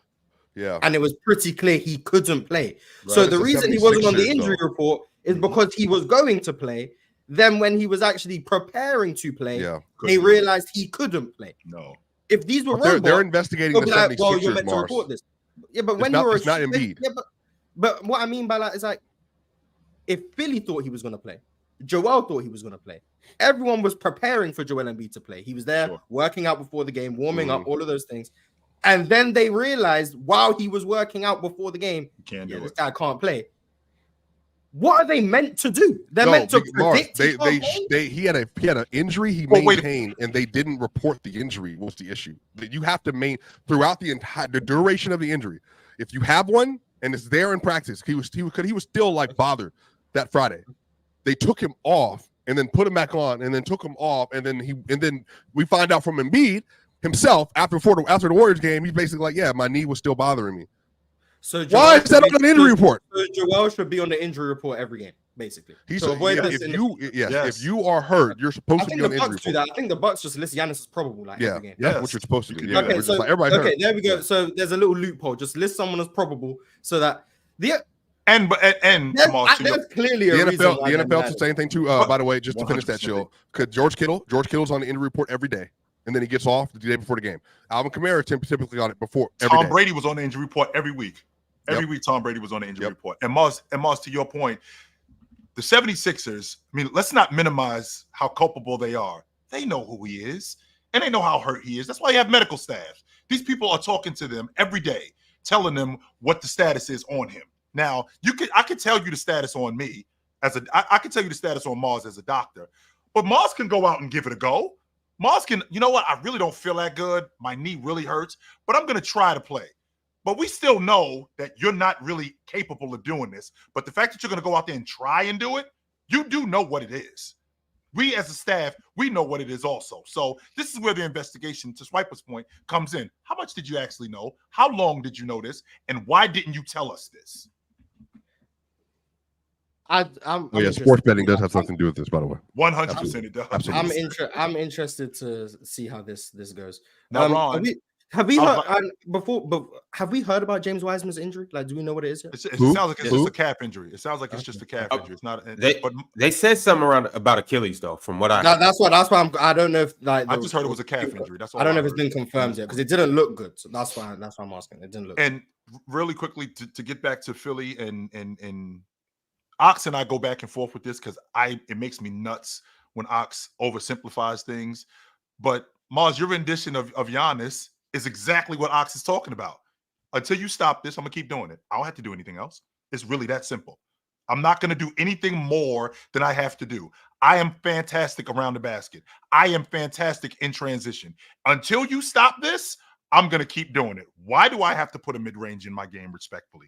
Why do I have to go out to the long ball line and shoot the long ball? I don't have to do that. You can't stop me from doing this. It's really that simple. I'm going to keep getting to the basket. I'm going to keep finishing around the rim. I'm going to keep being the defender that I am. And until you stop this, I'm going to keep doing it. It's really that simple. Now, it's obvious watching Philly yesterday how important Joel Embiid is to that crew because I watched Maxey play without Joel Embiid, and he 100% needs him. Just the fact that Joel Embiid, the screens that he sets for Maxey and how he gets him open. I think that Maxey's better at shot creation and getting guys off of him, but Joel Embiid helps that a lot.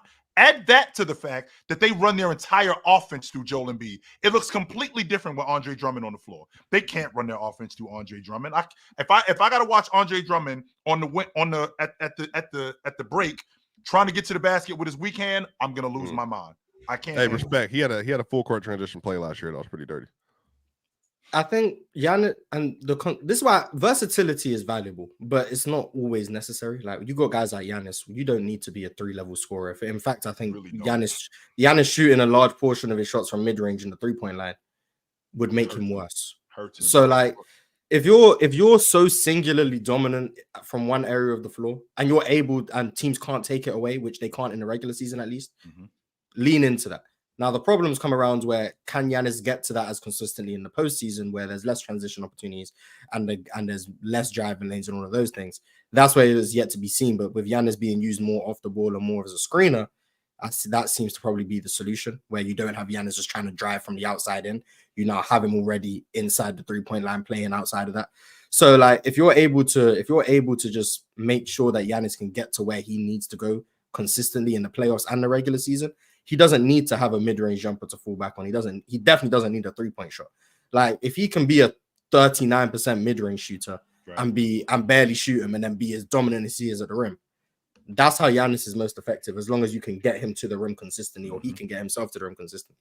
And then you've got other guys who don't have that singular dominant skill like Giannis does. So then they're going to rely on versatility where everywhere on the floor is dangerous for me. So then I can kill you from here. I can kill you from there. I can kill you from here.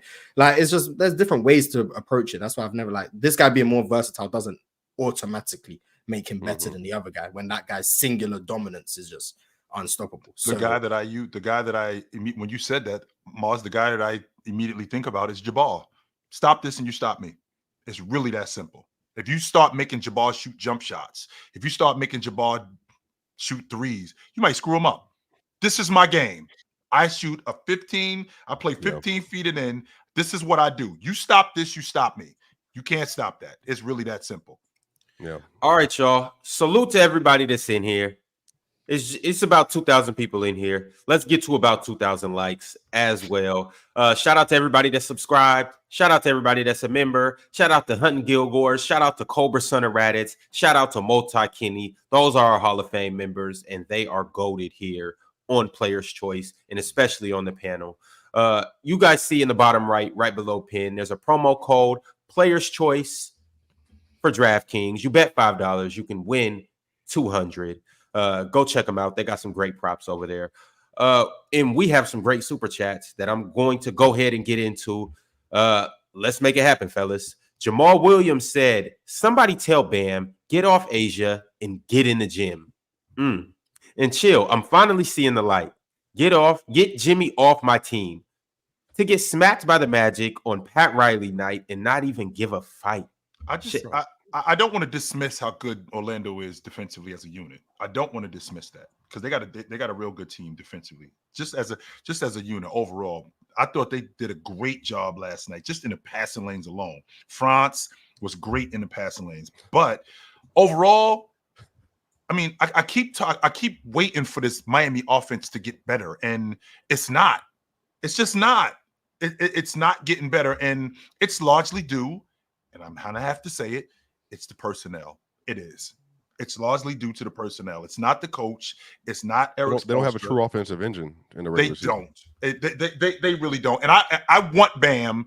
I want Bam to deviate from the offense because I've seen his stop and pop game. I've seen Bam in transition handling the ball. I've seen Bam around the rim. I want Bam to be better as a scorer. I want him to deviate from the offense and be more aggressive as a scorer. He seems to be overcoached. Like he's so singular and okay, whatever coach says, I'm going to do it. Instead of getting off that, and you can deviate from the offense, Bam. Don't worry about getting taken out of the game. You don't have to worry about that. They're going to have to roll with you. And more importantly, Ron, skill set though. It's really Jimmy, but he's not that kind of offensive player. I 100% believe he does. I just think but he's so. But chill, the only bigs that do that. But I'm saying like the offensive engine that typically can lead a team like that, like Luka, Jokic, Trey, LeBron, I don't know who else is that. Multiple people, like whoever. Sure. Even if they had like LaMelo, they just don't even have like somebody that's like getting people involved at a high level, shot creating, step back. Like Hero can't do a lot of that stuff. So it's just like Bam. It's like Bam can do a lot, but then Jimmy isn't that kind of offensive player in a regular season, and then you're not getting that for Tyler Hero. But then on top of that, too, Chill. Like we said, bro, what was their starting lineup yesterday for the Magic, Chill? Did you see that? For the Magic or for the Heat? Yes. For the Magic started Jalen Suggs, KCP, Franz, Paolo, and Wendell. Huge. Yes. And then who came off the bench? Gary Harris. Anthony Black played a good amount of minutes. Harris. I want Gary Harris in the lineup. I want Anthony Black in the lineup, to be honest with you. Over who? They just paid Jalen Suggs, so that's that's what I'm saying. Right quick, did Jalen Suggs get injured last night? No, because he only played 12 minutes. And he scored 11 points in those 12 minutes. Had a few assists. Well, Gary was playing well yesterday, to be fair. So I think they were just like Gary and Anthony Black played well, but I didn't get a chance to see. So I'm legitimately asking. I only watched the games by possession. So if he did get injured, I missed. I missed it too. Yeah, I just watched the possessions. So like. I missed it too. I don't remember him. I don't remember him getting hurt. Maybe Chad's saying foul trouble, so he was in foul trouble. That's what it was. He had 3 fouls in the first quarter. Yeah. That's what I remember. Yep. That's exactly what happened. He had 3 fouls in the first quarter. All I know is that second half came around, Chill. Clamps. They got the door shut on them. Clamps. They got the door shut on them. And just so we're clear, because my man Williams, I'm gonna say it for the rest of the people. Hey, Coach Spo, start the big kid. Stop playing around. Start the big kid. Okay. Start the big kid. There's no reason why Thomas Bryant should be getting run in front of the big kid. There's no reason why Jovic should be getting run in front of the big kid. Start the big kid. You have nothing to lose. Nothing whatsoever. Start the big kid. We know the locker room. You know how the locker room works better. Maybe they want the big kid to earn his spot. And he's outside of Bam, he's their best frontline player. Oh, he's better than Jovic. Thomas Bryant is not good. No, he's not. Yeah, Thomas Bryant isn't good, but no. I told you Kel'el Ware wouldn't start. I don't know what to tell you. Start him. Absolutely. But then that's the thing, Chill. So if you start Kel'el Ware and Bam, your offense is even worse, respectfully. I mean, who's going to use Ware? Okay, so Hero, Rozier. Can we be real about this? Like you're not throwing in the season. It's difficult to be a rookie and play in the NBA right away. Sure. You need to take that approach that the Heat know what they're doing when it comes to development. They have developed many players that are very good young players. I mean, if you're doing that, this what? So Penn, if we're doing that, why is Bucket still here? Why is Bucket still here? Because Bucket is still there because you as the Miami Heat are still a winning organization that fancies yourself as a playoff team. But this now, big kid is the best falls apart, that you got. So if you want to develop him, but that's what you think. That may not be what they think, and they probably think right now Thomas Bryant's a better player than Kel'el Ware. No way. But man, people get so hype on rookies, and I'm telling you, it comes slowly, but it's not right away. People were acting like Zach Edey was going to come out and beat Yao Ming. He fouled out in 10, 12 minutes yesterday. 15 minutes. He got dominated last night. Right? Yeah, he did. He got dominated last night. By Walker Kessler, who is, by the way, not that much older than him. He's like, Walker Kessler's like a year or two older than him, but he's an NBA player. Like, so there are levels to this, and you know, a 4 or 5 year vet against a rookie. I don't give a shit how talented the rookie looks in summer league or preseason. There's an adjustment period, and if you're a young Heat team or you're a slightly older Heat team right now, you got Terry Rozier, you gave up picks for that guy. You got Jimmy Buckets in a contract year. You got Bam Adebayo, who's a hell of a player, and you got a couple of older rookies and you know, second year players type of guys like Jaime Jaquez. Like, they probably think we could be like a 45 win team if we play our cards right.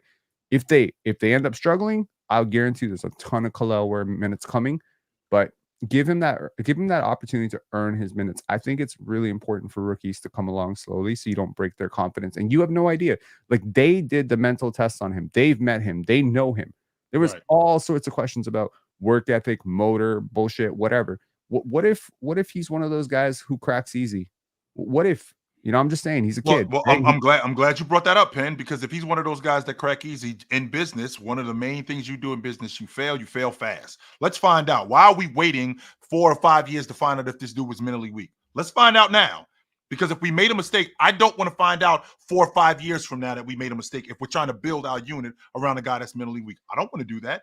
Absolutely not. So if I got a guy in Ware who I clearly think he's better, and again, I'm speculating here, I think he's better than all of their frontline guys. He's if more that's talented. The case, right? He's more talented. Right. And if that's the case, and you're trying to win, if you have the more talented guy who can help you win, he should be in the lineup. We can bring him along. I ain't saying that we got to start. I'm not saying that he's got to play 40 minutes every night, but he should be playing more than the 3 minutes that he played at the end of the game when they were getting blown out. He should be playing more than that. That's not enough. Absolutely not. I think we need to have some humility here. I understand that we come on and we react to every single game, even though some of us didn't watch these games. I'm going to be honest. I did not watch the Heat game. I watched 4 minutes of it. So let's just be humble and realize that Eric Spoelstra and Pat Riley they probably know a lot more about how to handle Kel'el Ware's development than we do. I'm just going to put it that way. I think it's not being humble by putting your opinion out about what they should do with the roster. Don't we do it? That's why we're here. That's exactly why we're here. I understand putting your opinion out when you feel like a team is handling something incorrectly, but with a player as unproven as Kel'el Ware and as young as Kel'el Ware, acting like they are making some egregious development mistake by not playing him on opening night as their starting center, this could be part of their plan to develop him. And by the way, we're not talking about a team like the Detroit Pistons that keeps mishandling development. We're not talking about a team like the Washington Wizards. We're talking about the Miami Heat. We're talking about the Miami Heat, which is the ultimate grit, prove it, you earn your keep type of culture. We're talking Heat culture, and Heat culture is not starting rookies on opening night. They didn't give you earn your way in Miami, and I love that. I would think that every front office knows more basketball than us, though. We still comment on what they're doing. So speak for yourself. I think that's debatable. That's worth debating. Okay. I want to know what front office you think is stupid. Well, maybe the one that Your Highness Charles is talking about. I think the Rockets front office was really stupid. Oh, how ironic you said that, Penn. Because Your Highness Charles said the Rockets are overrated. I don't know if he's talking about the team or the front office, but he said Houston is a boring, I'm assuming, regular season team. We don't care. You don't care. He said, "Don't worry, Mars. Cooper Flag is coming." ... Oh wait, can we talk about the belt ass that my boys gave them South Beach residents? Yeah, they just got done talking about. Oh, here. Imagine if I didn't know that. We just talked about that. So we don't care. We don't care about the Magic. What if I said we don't care about the Magic? How about that? How about if I said, I don't care about Paolo, even though I love that kid? How about if I said I don't care about Jalen Suggs? I don't care about them dudes. How about if I said that? How would that sound? I do think we talk about Houston a lot, though. We do? For sure do. Yeah, we for sure talk about Houston. I mean, the reason why we talk about them is because I think that they're a top 5 seed, and y'all dudes get on me about Houston fan. That's why I was about to say. I don't start our Houston. But you keep it going, though. No, the reason why I got to defend them. That's why. Which I still stand on that. Every time you overrate something, we're gonna have to talk about it. So that's just a part of the way it goes. But fellas, we didn't necessarily talk too much about. We talked about the Heat and we talked about this game a little bit. We didn't talk about Paolo though. How do we feel about that performance he put on last night? Great game. He looked 33 points, 11 rebounds. I can't speak for the rest of you guys, but when I watch players ability, especially like wings and fours who pass. I watch their ability and how much they improve on passing. And the reason why I pay attention to that is because what it tells me is how are you processing the game? How much smarter are you? How are you seeing plays? And I don't just mean plays right in front of you. I mean plays in the future. How are you processing the defense? How are you processing the defense on the weak side of the floor? Do you see not just this play right here, the next play when we come back down here? Okay, I see him on the weak side of the floor. If I ball fake, I can get him to bite and I can get him at the rim. And when I watch Paolo looks like he's processing the game a lot different than he was last year. I really like that about him. Now, him getting to the rim and finishing with his weak hand, I think that's an improvement. And I like that. I like the fact that he stretches the defense more. I love this kid, Paolo, man. I'm the way I feel about Evan Mobley, I'm getting on that Paolo train, Ron. You introduced me to him years ago. You the one who told me about him. I think isn't he from up there where you are? Yeah, I'm 5 minutes away from Paolo's high school now. Right. So you introduced me to him a while ago, and I wasn't paying that much attention to him. Yes, I'm really becoming a big time Paolo Banchero guy. I really dig him. Yeah, I mean, people were outright saying that. Well, some people that he's not in Scottie Barnes' class. I think he's a very good player. I think they're similar tier. I think similar projection. I think he's gonna be a really good scorer. He's a good playmaker. He's legitimately 6'10" maybe. Mm-hmm. Huge, muscles everywhere. He's built like a tight end. He looks like Kellen Winslow, but he's even bigger than Kellen Winslow. That's what I'm saying. Like, he's even bigger. Like, and then that behind the back pass he had yesterday, left hand. Like, yeah, he's got a lot to him. I would love to have Apollo on my roster. He's great. Yes. He's gonna be a really good player. I think Paolo looked good. The 3-point shot looked more consistent, which I liked, especially off the catch. I still think in transition he's unstoppable, but I still think there's reasons to be concerned. But he's 21. I still think there's some offensive holes. Is he 21? He's 21 or 20. He's not 20. He came out in 19, 20, 21. So 21. I think it might be 21. Paolo's 21, but he turns 22 in like a week. He turns 22 in like a week. Oh, so you're wrong. No, he's 21. I said it today. He's 21. I was right. He's 21. Is he getting a max contract easy as soon as offseason open up? Yeah. Yo, as soon as he's that contract's already on the table. They might as well sign it right now. Yeah, as soon as he's eligible for it. He might make all NBA. If they're really good, he'll get all NBA buzz. Paolo getting the max extension. I still think there's concerns of how consistent.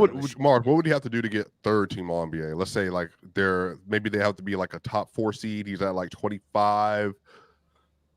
He's 24, 8 and 5, and Magic are a top 4 seed. He might make an All NBA team. Julius, I highly doubt, based on what I saw from me watching the possessions of the game. Like I said, didn't get to watch the whole game, but I saw each possession. I still think there's flaws, but yeah, of course, he's really good. I'm still not as high on him as the. Is he the biggest 4, like tweener 4 in the league? Like, just so now remember, Swipe, when you think about the 4, like 3-4, just like the biggest like player, like just big. A lot of the 3s and 4s, a lot of the 3s and 4s are like Brandon Miller, like 6'8", 6'9". There's not many Tatum, 3-4s. It would be him or Giannis. Tatum, not a lot of I'm saying like he is like guys. He legitimately walks in the room, bro, and he looks like he's like a defensive end. He looks huge. He's massive. 100%, he's massive. That's scary though, Chill. Like, imagine if he figures out like just basic shooting. Like, you know what I mean? Think he is. I think. I want him to be better at the rim. That's my concern. Like, even last night, like his touch around the rim is just concerning to me. It was better. It was better last night, especially with the weekend. It was better. That's insane. Last night he was 50% on layups. Last night. Yeah. And with Paolo on the court, they outscored the Heat by 42.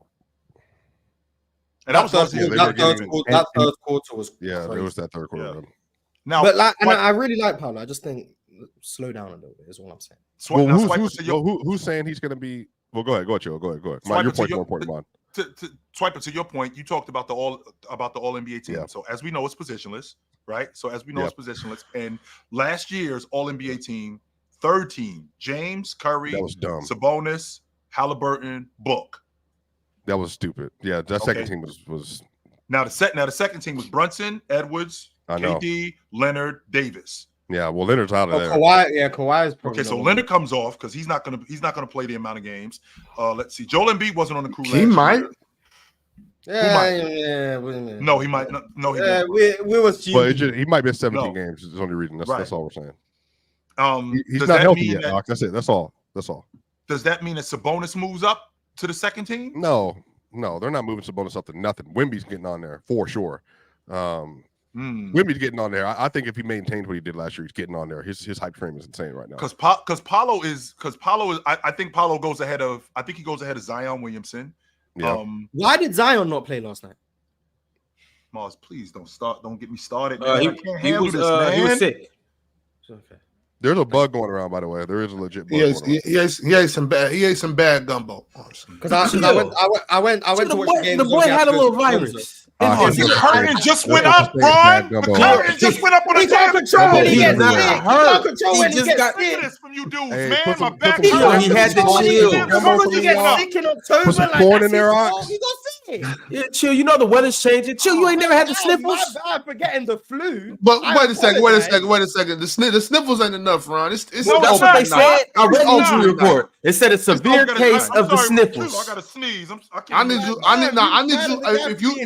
If you miss opening night, opening night, and you're a star player, you need to be bedridden.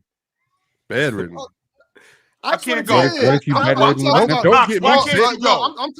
I'm talking about real sickly. Why can't you go tonight, Ox? I got the sniffles. There is no No, reason for that. don't get me There's no sick. reason for that.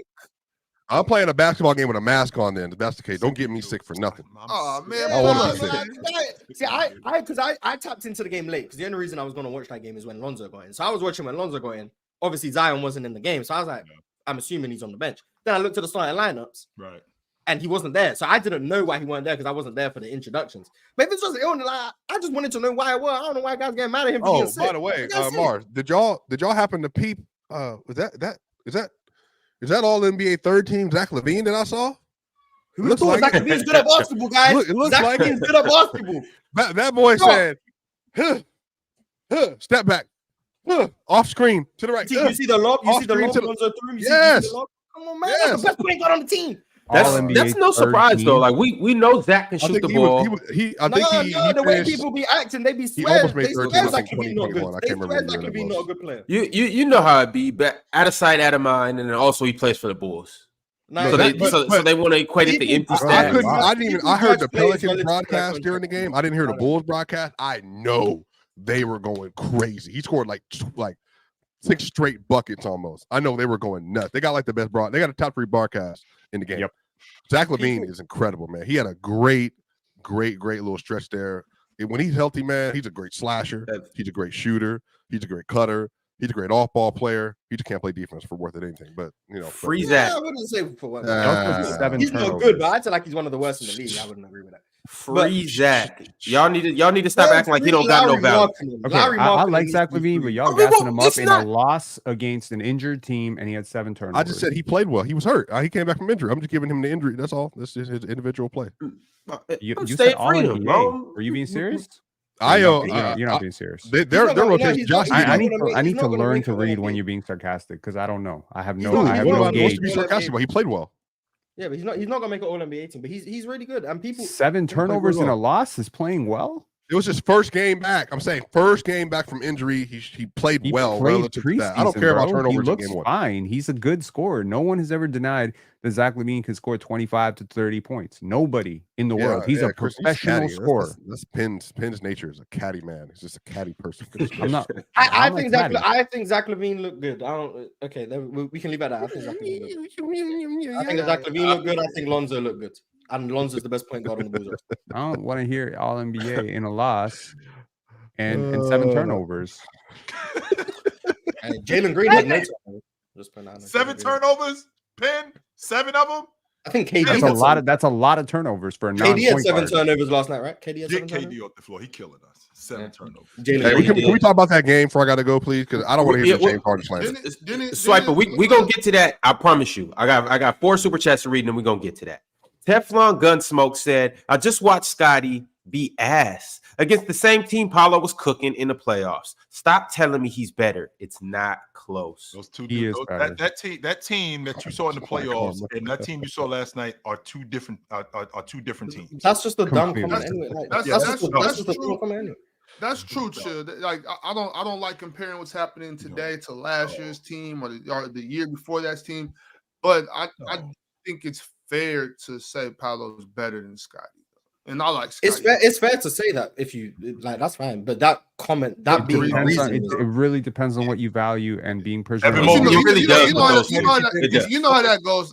You know how that goes, though, Mars. That's just somebody that already feels that Paolo. Yeah, like exactly. You just use whatever you can to confirm what you already believe. Scottie has been in conversations with Cade. Scottie's been in conversations with Paolo. Scottie's been in conversations with Evan Mobley because of the rookie year. Which is why, Finn. Which is exactly why I'm watching more Toronto games this year for everything that you just said. But my point is, all those conversations, there's obviously another fan on the other side of it that feels that their player is better. And I get that, and I respect that. Not for me. A lot of Cleveland fans felt that Evan Mobley deserved rookie of the year. Nobody better than Bobby. I'll tell you. Oh, man, I seen Cade Cunningham last night. I do that a lot. I do that with like Keegan Murray. You know what I'm saying? I do that with Keegan Murray all the time. Versus who? Versus Jaden Ivey. Everybody. Oh wait. I get what you're saying, Penn. I get what you're saying, Penn. As far as the same draft class. But I mean, just in general, like it's the same conference. Like Paolo and Scottie were both first-time All-Stars last year. I'm gonna hide Keegan over everybody, right? But still, it's I think we just need to be consistent about certain things. Look, man, I can own up to the fact that when people were telling me, "Yo, Cade's got no help. He's got nobody around him. Scottie's got Pascal. That's why he's better right now." I dismissed that. I was like, if you're an offensive engine, you gotta do that.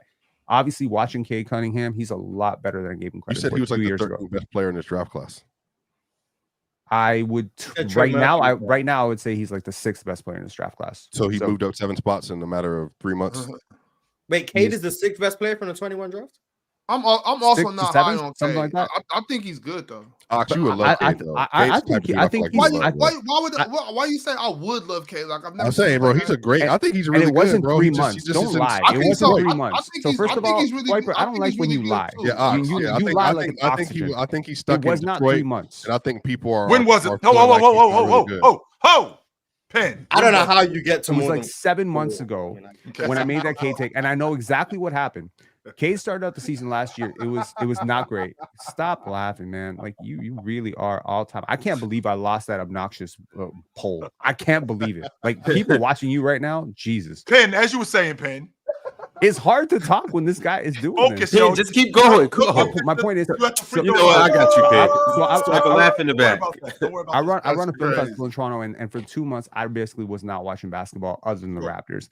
And Cade went on a heater. He was hitting the mid-range shots. So I came on here not having watched Cade for 2 months, and I said, "Cooked for the last several months. Y'all sensitive, bro." Pin, that's insane, Pin. Don't blame the music festival on your Cade hate. It's not Cade hate. I hadn't watched him for the previous 2 months, and I came on and I said he's not hitting middies, and I spoke very assertively. Like he's not a good mid-range. But you stood on Vorp. You stood on Vorp. You don't gotta watch for Vorp. That's the beauty of basketball. You don't actually have to watch. So you were standing on tons of Cade. But I'm not saying you never watched Cade. I'm not saying you never watched Cade. I'm saying at that moment you were standing on Vorp. You don't necessarily have to watch the game to know the Vorp. So don't blame the music. First of all, 6 or 7 better players from the 21 draft. 6? Yeah, Scottie, Evan Mobley, Franz, Şengün is 100%. Trey Murphy. Yeah, that's the 4 I was at. Trey Murphy is, to me, he's in that conversation. You could say listen to him, Mars. You could say Herb Jones is a better player if you want. I got to 4 names. The 4 he said, and now I feel we're just reaching. You would have to throw. You would have to. Nah, I mean, I guess you don't have to throw. Trey Murphy is a really good player. Herb Jones is a really good player. Wait, that was Davion. That was Davion's draft, right? Yes, Davion was in the draft. Yeah. Josh Giddey. Josh Giddey has no. Josh Giddey. Josh Giddey is a pretty good player. I'm not saying he's better than Cade, but he's pretty decent. And but Trey Murphy's a conversation. Trey Murphy is a conversation, and let me tell you something, Ox. Sorry, Cade is closer to the top. You're 4 casual. Ox. You are actually a casual. I guarantee you haven't watched 5 Trey Murphy games in the last. I haven't watched 5 New Orleans Pelicans games. If you had, you wouldn't be talking like this. You said Trey Murphy. Wait, so you Cade. think Trey Murphy is closer to Cade than Cade is to the top 4 of that draft? No, I wouldn't say. I wouldn't go that. So way. wait, hold on. So I'm a casual for thinking that Cade Cunningham and Trey Murphy aren't in the same conversation. I think that one of those players is definitively more useful on a team that is looking to win. No, that's not what you said. You said better. So you're saying I'm a casual for thinking that Trey Murphy is not in the same conversation as Cade Cunningham. To be clear, is he a better shooter? Yes. Is he a better defender? Yes. So what is he worse at? Basketball. Is he a better athlete? Yes. Yes. So he's worse at playmaking and being a primary initiator. He's and if I don't believe that you hold on. So Cade is worse at basketball than Trey Murphy. Like you are like the epitome of ignorance. It is really irritating to me because you talk like you understand the game and you really don't. And it's like I want to believe that you actually have a point sometimes, but I've never seen somebody who was so misled on everything have this level of irrational confidence. You are literally the Dylan Brooks of this panel. I'm tired of Swiper ass. Cool. Who's you talking to? Swiper. I'm tired of Yes. I thought he was talking to you, Mars. I've never seen someone so mid have this level of confidence in what they're talking about. I can admit when I'm wrong, 100%. Pen, you shooting free throws. I want to get back to the free throws. Let's get. I know that the crowd is going crazy. I know that they on your case. Let's get back. Mars, are you telling me that Trey Murphy is better at basketball than Cade Cunningham? No, I'm saying Cade is better. Pen is making the argument that Trey Murphy's hold better. On. There are certain guys that, in my opinion, are great at a lot of things except for being the first option on your team. Sure. And then there's certain guys who only are your first option on your team, but if they're the first option, you ain't going to be very good, right? And unless Cade Cunningham becomes a much better decision maker, until he becomes a much more efficient scorer, I don't believe he can drive a top 15 offense. I'm not saying top 10, top 5. I'm not saying championship. I'm saying I don't think he can drive a top 15 offense. And when people say he doesn't have help, I argue if he has help, that help is you're assuming that player is worse than him. But if he's your best player, I don't know how far you can go. So if that is the best role he can ever have, which is a suboptimal driver of suboptimal offense, then yes, I have to say a finishing piece or a third option on a championship team might be more valuable. The good example of this would be Chris Bosh, right? Chris Bosh is a guy who got a lot of, he caught a lot of slack for not being a great first option in Toronto, but he became a great third option in Miami. He's perfect. So who had a better career, Chris Bosh or Carmelo Anthony? Carmelo Anthony is leaps and bounds better than Cade Cunningham at the same shit. Although they have similar flaws. Carmelo Anthony can drive a top 10 offense. I don't think Carmelo could ever drive a top 3 offense. And that's probably what you need to be. So there's levels. So the level is Luka, Shea, right at the very, very top. And then you got like whatever the hell comes after that. And then you got Cade Cunningham. So when Cade Cunningham levels up, and I don't think he's the athlete, I don't think he can athletically level up. So people like to gas up high drivers of mid offense, and I'm not one of those people. I think Cam Thomas had a great game last night. I'm not putting Cam Thomas in the same conversation as Franz Wagner. But Franz Wagner cannot do what Cam Thomas can do. Who would do that? Where have you ever heard that correlation made? What correlation? You put Cam Thomas and Franz conversations. I don't think anybody would ever make that comparison. Well, it's possible. He just said he wouldn't do that neither. That it's possible that since they are both young players and that one of them had 37 points last night and was very efficient and is a bucket getter, that someone could look at Cam Thomas and they say, well, he didn't get a contract extension and Franz Wagner got $224 million contract extension. I'd rather have Cam Thomas. There's a person in this world who probably thinks of basketball that way. But maybe the fact that I said it yesterday with the Scottie Barnes thing, a lot of people are crashing out online, giving a lot of flack. And I get it. It comes with the territory.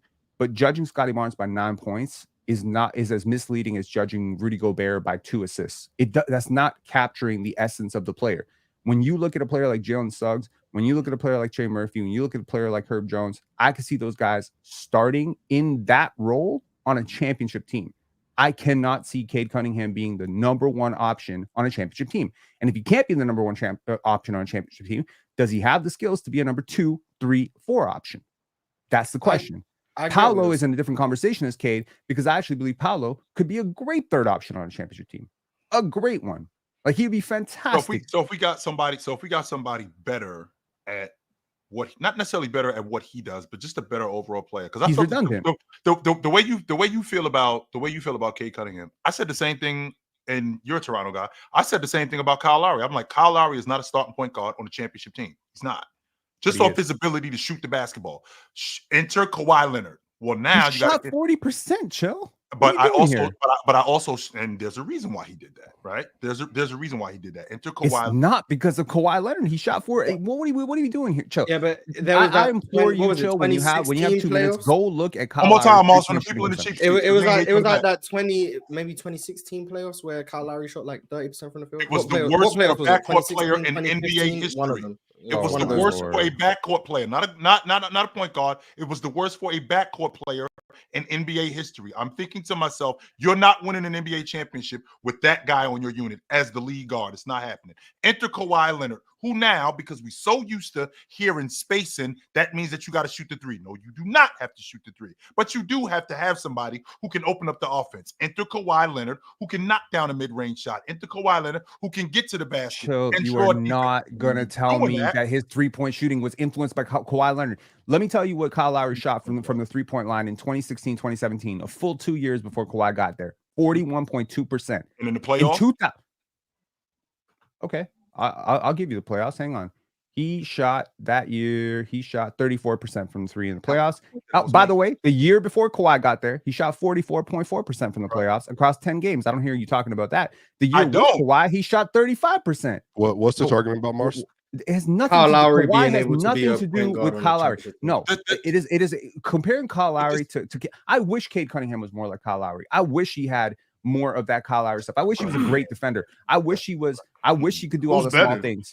Kyle Lowry or Cade Cunningham? Kyle is way better. Come on, man. Pete Kyle Lowry? Yeah, Kyle Lowry is way better. That's the issue. I use Lowry as Cam. I just use Lowry as an example because it's a terrible example, though. What you just mentioned when you can use Jerry Stackhouse as a better example than Kyle Lowry. That's a much better example because that's inefficient offense. Shout out to Warriors assistant coach Jerry Stackhouse. What I'm trying to say is, look, when you look at a guy like Jalen Suggs, he came in. What was Jalen Suggs billed as? He was billed as a franchise level point guard. Oh, you give him the basketball, he's going to run your offense. He's not that guy. He's not that guy. They're not running the offense right through Jalen Suggs right now, but he's morphed himself into a very useful player. Trey Murphy III in high school was a star. I'm sure people probably gassed him up like he was going to be Kevin Durant, but he comes into the league and he is the prototypical 3-and-D wing who can run in transition. He can shoot the 3. He provides insane spacing for you. Who the hell cares that he can't run a pick and roll as well as Cade Cunningham can? Is that the only is Luka Doncic the only archetype for value in the NBA? There's no Shaquille O'Neal's. There's no Evan Mobley's. Like, there's different types of players, and I'm sick and tired of judging Evan Mobley because he's not Cade, because he can't do what Cade can do. Cade can't do what Evan Mobley can do either. So we need to get away because I feel like we have an archetype more valuable than others. Pin. Pardon? Are some skill sets more valuable than others? Hell yes, some skills are way more valuable than others. What do you feel like the most valuable NBA skill sets are? I think scoring is a very valuable skill set. I think playmaking, primary playmaking, secondary playmaking, screen setting, defensive versatility, offensive versatility. You know, can you do different things on the court? Floor spacing, I think, is a skill set. You know, people, and it's not just about shooting. It's what Mars alluded to earlier with Amen Thompson, where his cutting opens up space and driving lanes. I think basketball IQ. I think how smart are you as a basketball player? How good a decision maker are you? I think defense, just overall point of attack defense, but also team defense, switchability, guarding at the rim. There's hundreds of metrics and hundreds of areas where you can evaluate a basketball player, but pick and roll reads and scoring, isolation scoring specifically, is what we tend to overstress. And no, it's not overstressing it though, Penn. And the reason why we don't overstress it because that's a huge part of your offense. A lot of these teams, they run their offense is predicated on Gary Trent Jr. Gary Trent Jr. is a better scorer on a pure sense of what I value. Just get the bucket. Give me a bucket and nothing. Operate out of a phone booth. Give me that Joe Johnson thing. Sure. He's got more of that in his game than Franz Wagner does. No. Franz Wagner can be clunky at times. No. He's got more of that than Scottie Barnes at times. Bro, I have watched Gary Trent Jr. average nearly 30 points for a month. I have never seen Franz Wagner with the Raptors. Yes, he does.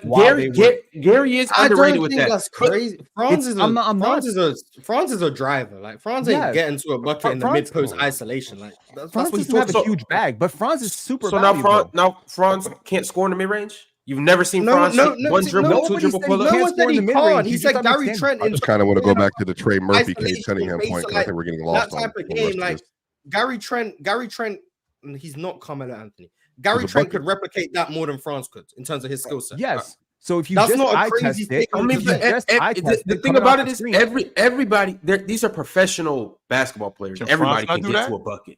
Yes, he can. He's incapable. He said, "No, I'm not saying. I'm not saying that, Mars. What I'm thinking. That's what I'm saying. Because, like you just mentioned, Mars, with Franz being bigger, Franz being a driver, Franz can knock down the mid range. Franz can recognize that the defense collapses. So with Franz recognizing that the defense is collapsing, Franz can pull up. And he can get shots over guys better than Gary Trent, who's only 6'5". Now we're talking about a 6'10" guy who can get downhill. Once he gets downhill, now the defense collapses. Well, I don't get to go to the paint as much because the defense is there. Now I can stop and pop, which he does have that in his game. And again, what we're talking about primarily a bucket getter, just somebody who can adjust. How much more valuable? How much more can Franz adjust than Gary Trent? I think Franz can adjust a lot more than Gary Trent can. Just as a bucket getter. But Franz's value is all around. He can be the fourth option on a team. He could also be the second option on a team. He can be the secondary creator or occasionally the primary creator. He can be your lead. He could be your best defender, and you could be a decent defense. He doesn't have to be the four. He doesn't have to be hidden on defense. He doesn't need to be helped. You don't need to switch out to help him. So the fact that he can do all of that allows him to fit into what I consider winning basketball. If I put Franz Wagner in Denver, that's beastly. But I could also put him on the Lakers, and he'd be amazing. I don't think I can put Cade Cunningham on the Lakers right now. I just think comparing Trey Murphy and Cade Cunningham, knowing that the roles are just functionally massively different. I consider all players. And then the original conversation was about who's better. So I think that's where all this came down to. It wasn't about the role within a championship team or a playoff team or a winning team. That's context that was added. Trey Murphy is a functionally different player and just worse player than Cade Cunningham because Cade has a more important responsibility on a worse team. Go ahead, Mars. What'd you say, Mars? It's about how he values what's better. Sure. No, I don't agree with how he's evaluated Cade because I just think he's lower on Cade's ability to scale down than I am. So I disagree with what he's saying about Cade, but the rationale of player A can only thrive as a number one option. And as a number one option, I don't think he's very good at it. Whereas player B obviously can't be a number one option, but thrives in a number two and a number three, number four, etc. Yeah, but it's really good at that. I personally think the player who actually can win for me at any level is more valuable than the player who can't win in any level because he's bad as a number 2, 3, 4, and is also not very good as a number one. Just because you're a number one option doesn't mean you're better than a number 2 and 3. If you're not providing elite value as a number Mars, one. I don't that's think the rationale. Now, if you agree with it, I don't care. But that's I don't think anybody OG disagrees with Anunoby the has context. zero bag. Can we agree on that? OG Anunoby has no smooth scoring skills. He can barely put together a dribble combination to save his life. Okay, but he got paid $42 million. He did. RJ Barrett has a way bigger bag and is a much better scorer than OG. Emmanuel Quickley is a better scorer than OG by far. They're better. Emmanuel Quickley is a better shooter. I'm using this as a Raptor context because I think OG Anunoby is the type of player that the average fan does not understand what the hell they're doing because it doesn't stick out. It's not obvious. And I'm not trying to be condescending when I say that. It is something that GMs and scouts will value more. There is also a scalability and a portability to a player like OG or Franz or Herb or Trey Murphy or any of those guys because you can literally plug and play them in 180 different lineups across every team. That maintains their asset value, though. But tell me why Zach LaVine too, though. But and you could do the same with Zach too. Zach LaVine is way better at basketball than OG Anunoby. Agree or disagree? I don't think anyone disagrees that Zach LaVine is just a way better hooper. You don't agree with that. Okay, fine. That's you. Nice. But literally, I hope everybody else can just agree objectively watching Zach LaVine. He's a better basketball player than OG Anunoby at basketball. But OG is always going to be worth way more as an asset. But Penn, that doesn't take away from Zach or Cade's value. And my thing is, I understand because if he can drive an offense, then he has to check me out though. I understand what you're saying, and it is some validity to him not being the best number one option out there. It is other better number one options, but I think it's certain teams that you can plug Cade in as the second or third option, and he would thrive on those teams. Or those teams with Chip Penn. I can go through and obviously like name for one for him. What do you mean name one? He would name one team. You said there's teams. I said name one team. Okay. What's the context? I named your team. He would be on if he was the second option. He would never be the third option in Toronto. He would be the first option, and it would be terrible. Okay, but let me keep going through these teams though, and you let me know because you threw Trey Murphy out there, so you just let me know who would be better on these teams. The Denver Nuggets, who would be better? Trey Murphy. Cade Cunningham would be better on the Denver Nuggets than Trey Murphy. With all due respect to Trey, Cade Cunningham would be better over there as a secondary playmaker next to Jokic. They need some defense. They cannot support another defensive liability in that starting lineup. Please be for real. Trey Murphy is light years better than Cade as a defender. Trey Murphy would help them way more. The ball would never be the ball. You're putting the ball in Cade. Swiper, I hope to God that every Denver Nuggets fan sees you say this. There is no logic on the planet in which a team with 4 scorers that are better than Cade Cunningham would use Cade Cunningham over Trey Murphy. Trey Murphy is literally tailor-made for that. That's your opinion. Let me keep going though. The Minnesota Timberwolves would 100% be better with Cade Cunningham than Trey. No, they wouldn't. Okay. All right, so I'm not going to do this with you because you just want to say every single team. The Minnesota Timberwolves clearly need a point guard. They don't need another team. Like, come on, bro. Like, you have a thing against Cade Cunningham, and so we're just going to move on. I don't have a thing. But we got to get to the bottom. We got to get to the bottom of something that's a little bit more important than Trey Murphy versus Cade Cunningham. And this is that y'all keep saying. I've heard it a couple times. I'm not sure exactly who keeps saying it. But if I'm saying, well, this player is better than this player, but you're more valuable, there's only one way to look at who's better. Who's more valuable, who's more productive. There is no, but you're actually better than him. No. You're more valuable, you're more productive, you're the better player. That's the only way there is to look at basketball. That's the problem. And I'm saying it again. That's why these other analytics and all these other things were created, so that we can have this type of confusion. There is no, he's better, but he's more valuable, he's more productive. All that other shit don't matter. What are you doing on the basketball court? You're better because you're more productive and you're more valuable. I've hated the idea of, the KD Warriors. KD's better, but Steph's more valuable. I hated every time someone said that. It just didn't make sense to me. But if you're more impactful to your team's success, you're the better player. What was Bradley Beal's value? What was Bradley Beal's value? What year? What Bradley? When he was traded, what was his value? No, we're talking about See, because now we're getting to a value of contracts. What we're saying is money always matters. But now if we start judging players relative to the contracts, if what you do is not value, then why are you good? What we're saying by value is your impact on the floor. Not your impact relative to how much you are paid. Kanter is good at basketball. Nobody is signing him because what he does is not valuable. Okay, right? Penn, we understand that, but I don't think you're trying to listen. I know that you think you're smarter than everybody, Penn, but sometimes you can listen and learn something. Yeah, I'm just Dylan Brooks in the corner, bro. Here's a pot calling the kettle black, Ox. You don't listen to jack shit. Penn is attacking everybody. What's all this pent up energy, Penn? I'm about 245, Ron. What's all this pent up energy, Penn? Where's all this energy coming from? I'm saying, like, sometimes it's okay to listen and be like, I get. It's okay to be like, I get what you're saying, because maybe we were all misunderstanding each other. There's nothing wrong with saying, "Oh, I thought you were talking about the money and things." No. We're just talking about value on the court, production on the court. It doesn't matter related to the value that player provides. But we are literally telling you what Ox meant by that statement is Penn is the Julius Randle in the system right now. When you are on the floor, a lot of stuff happening right now. It's just not fitting. When you are on the floor, how impactful are he's attacking Ox. He's attacking me. I'm Dylan Brooks. Ox is a hypocrite. Mars is about to be a lunatic next. I mean, this is going on. I'm black as Mars is perfectly fine. Mars is perfectly fine in this entire situation. Mars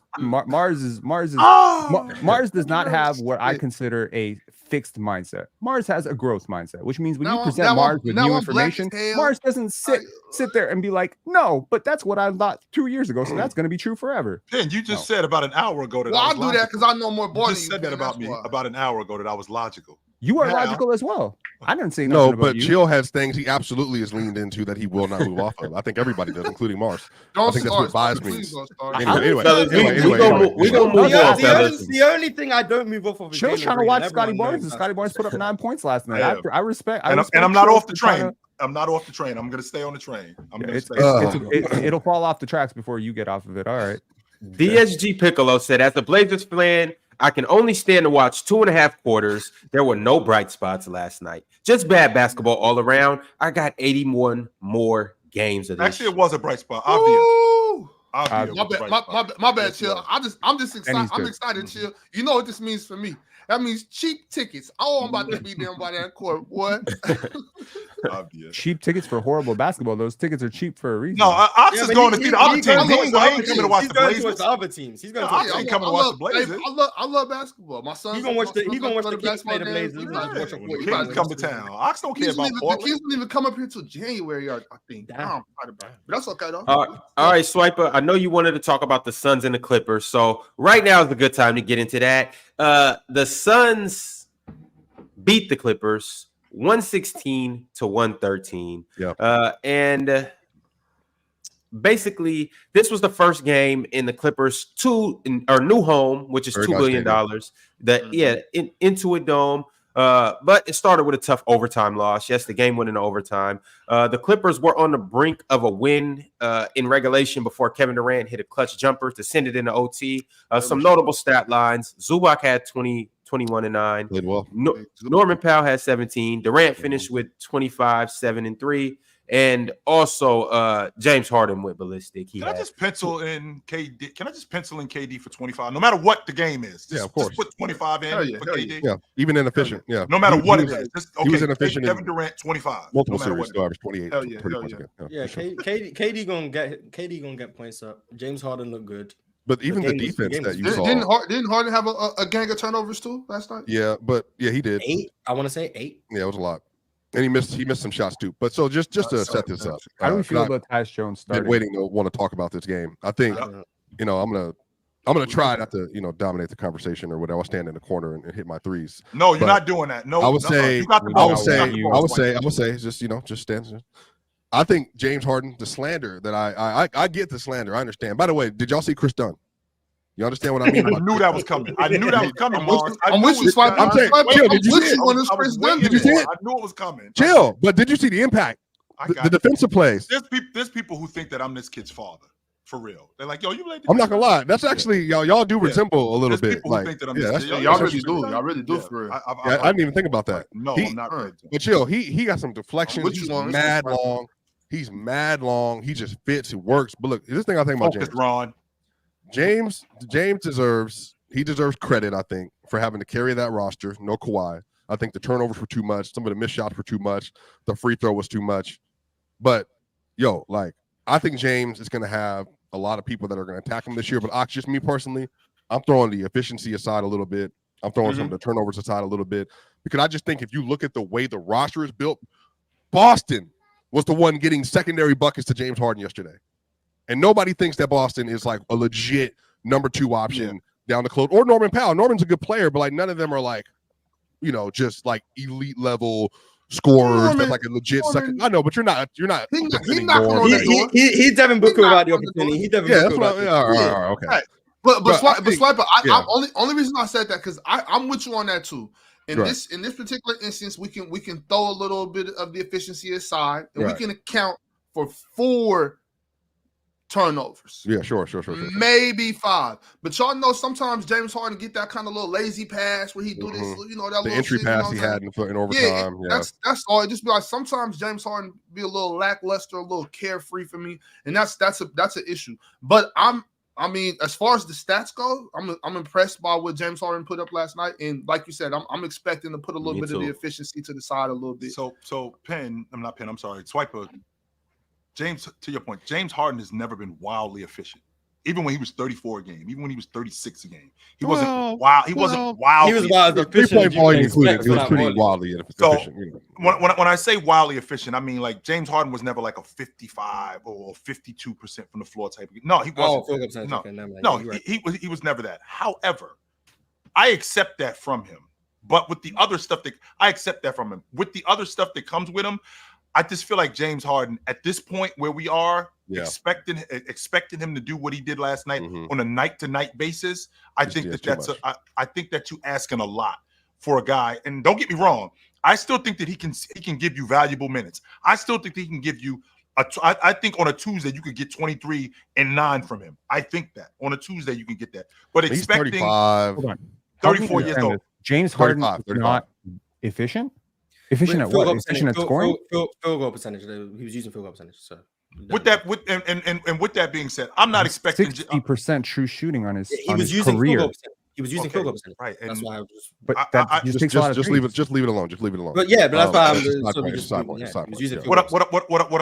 what I'm saying is now with James Harden being, I feel like he could be more of a distributor, kind of like he was. I know James Harden thinks he's the system, right? I do understand that. And you know what, Moss? I won't argue that. But I'd like him to be more of the system in a different way. Like when he was the system. Well, who else would you defer to in a situation like that? I think we can get Norman Powell more involved in the offense. But Norman Powell can't do nothing but hit shots off the and he was. And this is what I'm saying. And like you just said, that leads me into my point, Swiper. Norman Powell can hit shots. That's where the creator in James Harden comes in, right? That's what he did. Right. So the scorer, and this is only one night. But the creator that James Harden is, he can create more opportunities for guys like Norman Powell. He can create more opportunities. But he did, though. What I'm saying is moving forward. He can create. I mean, this isn't going to be something. This is one night. So let me ask you directly: how much more? Because James Harden was their primary engine, like by a pretty large amount yesterday.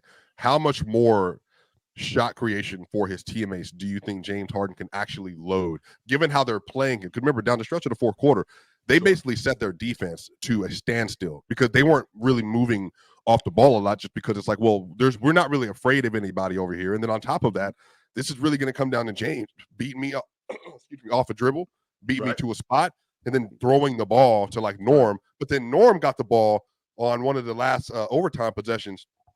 Because James was like on the operate, nobody was getting open.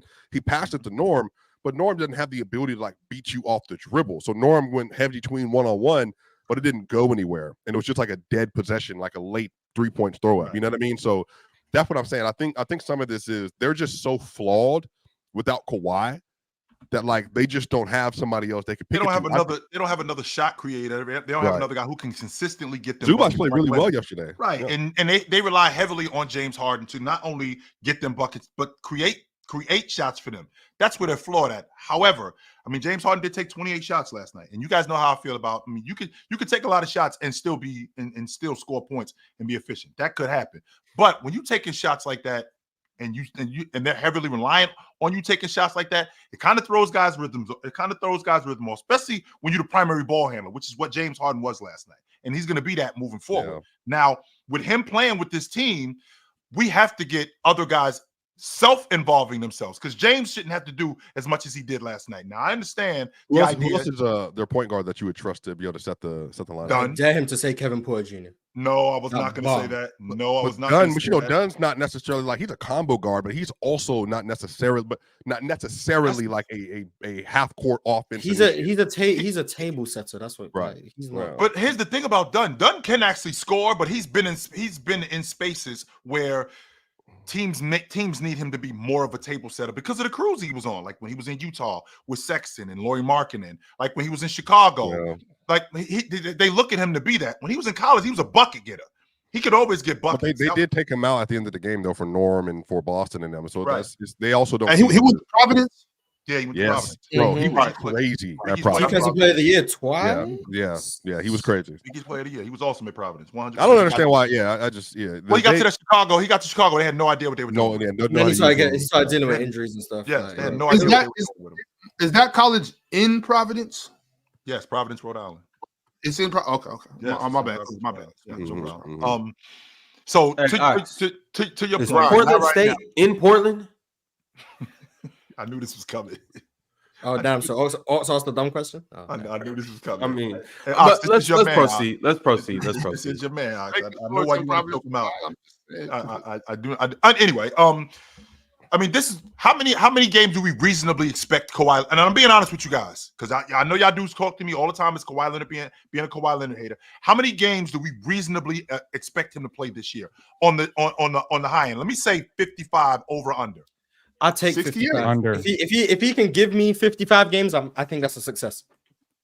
If he could give you So, 55, I- games I'm- this He year, is now. I'm probably at the under, but Kawhi, like none of us know what's happening with Kawhi, so it's hard to predict. Like, yes, let's we say, do, Mars. He's got a condition. That's yeah, why but he's we not playing. don't know. Like right now, they said there is what rehabilitation. There he's a few weeks out. Like everything with Kawhi is just crowd is surrounded with mystery. Like The we reason just why I'm don't. doing this, I know exactly what you mean, Mars. But the reason why I'm doing this is because this is friction, and the inflammation in your knee is because the cartilage in your knee is gone. So it's almost bone on bone. That's where the inflammation comes from. That's why Man, you you know can't what run. that that cartilage is called?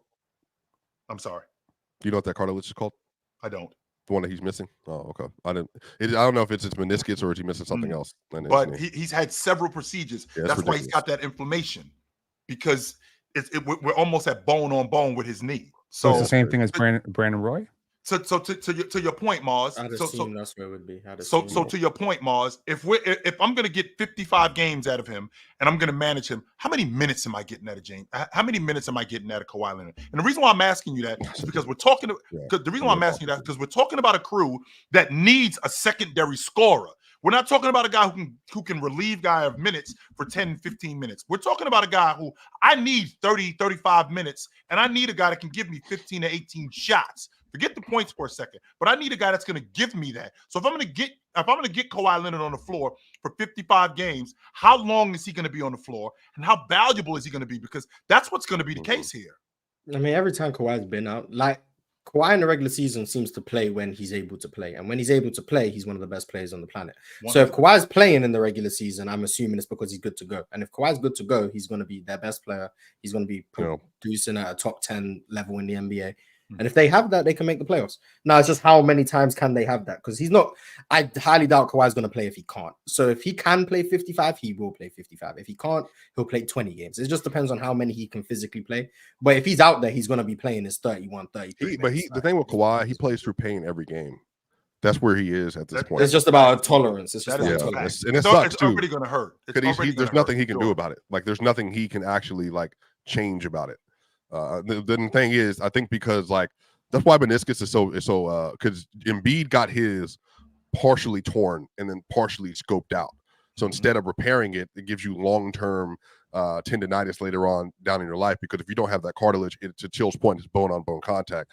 And if, Kawhi is 30, what is he, 35, 33? He's 33 now. 33. And he's been dealing with 34. He's 34? He's been dealing with this since when? 2017, 18? 33, I'm sorry. He'll be 34. 18, I think, was the year that everything started spiraling. That's horrible. Like the 6 years of your life, you've been dealing with that kind of pain. It's never gone away. That shit hurts. All right, y'all. Well, I do want to say this in light of the Clippers not having Kawhi Leonard or Paul George. I want to put this graphic on the screen and go to a little blast from the past into how we got here. I'm giving you, call it, by the way. I'm giving you half the season with Leonard. I'll be surprised if he played 41 games.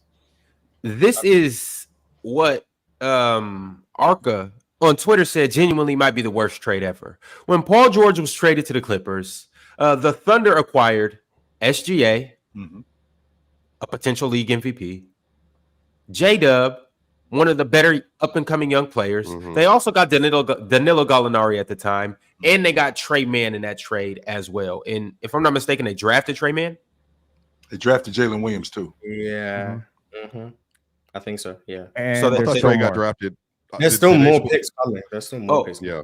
The 2025 first round pick from Miami, the 2025 pick swap, and then the 2026 first round pick from the Clippers. I hate stuff like this though, and y'all dudes might y'all dudes gonna roast me for this. And the reason why y'all gonna roast me for this is because it sounds like this right now. I want you to rewind the clock back to the 2019-2020 season when the Toronto Raptors are coming off an NBA championship. They had just won the NBA championship the year before. Not only did they win the NBA championship the year before, Paul George was a first-team All-NBA performer and a first-team All-League defender. I got a kid in SGA who you don't know who he is. They didn't even get Jalen Williams yet. Gallinari is Gallinari. He's still good. Yep. I have an opportunity to get Paul George and Kawhi Leonard on my crew at that time for these draft picks and an unproven SGA. Are you doing it? If you're not doing it, Penn, at that time, you're fired.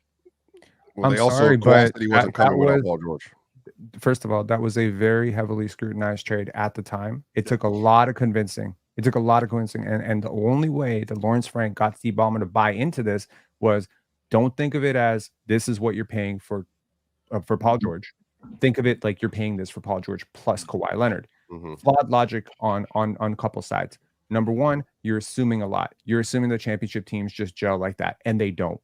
They don't gel like that. No, We they have don't. looked I'm at not gonna data argue that. through No, I won't history argue on that. championship teams. There's continuity that comes into it. You can't just assemble a team and it just goes from nothing to something right away. There's growing pains, there's playoff scars, there's losses that have to happen. Sure. There's chemistry, there's role players. Usually teams that get very top heavy very quickly, which is why I'm so impressed by the Sixers. They usually deplete their depth. Now you need a confident. year. Before you go any further, Penn, 100% confident. That same logic that you're using with me, I'm 100% confident I saw the Lakers win the NBA championship with Anthony Davis and LeBron James. They threw that unit together and they won the NBA championship. The Clippers are thinking the same thing That at is that the time. exception to the rule, and That's what they were thinking with the Clippers. But you don't make such disastrous moves with exceptions in mind. Disastrous? Yes, this is a disastrous move. Not at the. I just don't want to. I think it's bad now. I just also want to remind people at that point in time, Kawhi Leonard was in best in the world conversations. Kawhi Leonard was having his way with the NBA through a season in which he was load managed by Alex McKechnie. There is very projectable, very real conversations that you could have had at the time that Kawhi Leonard is going to have a pretty short shelf life as a top 10 player. Okay, that's why. And that's why they went to DPG right now, so they can get it over with. That's why they were trying to win right there on the spot. They literally sat there every single game, and they didn't have time. They didn't have time. Pin, just like what you're saying. The reason what you're saying is the reason why they did it. In my opinion, I think they did it because they know Kawhi don't got much time.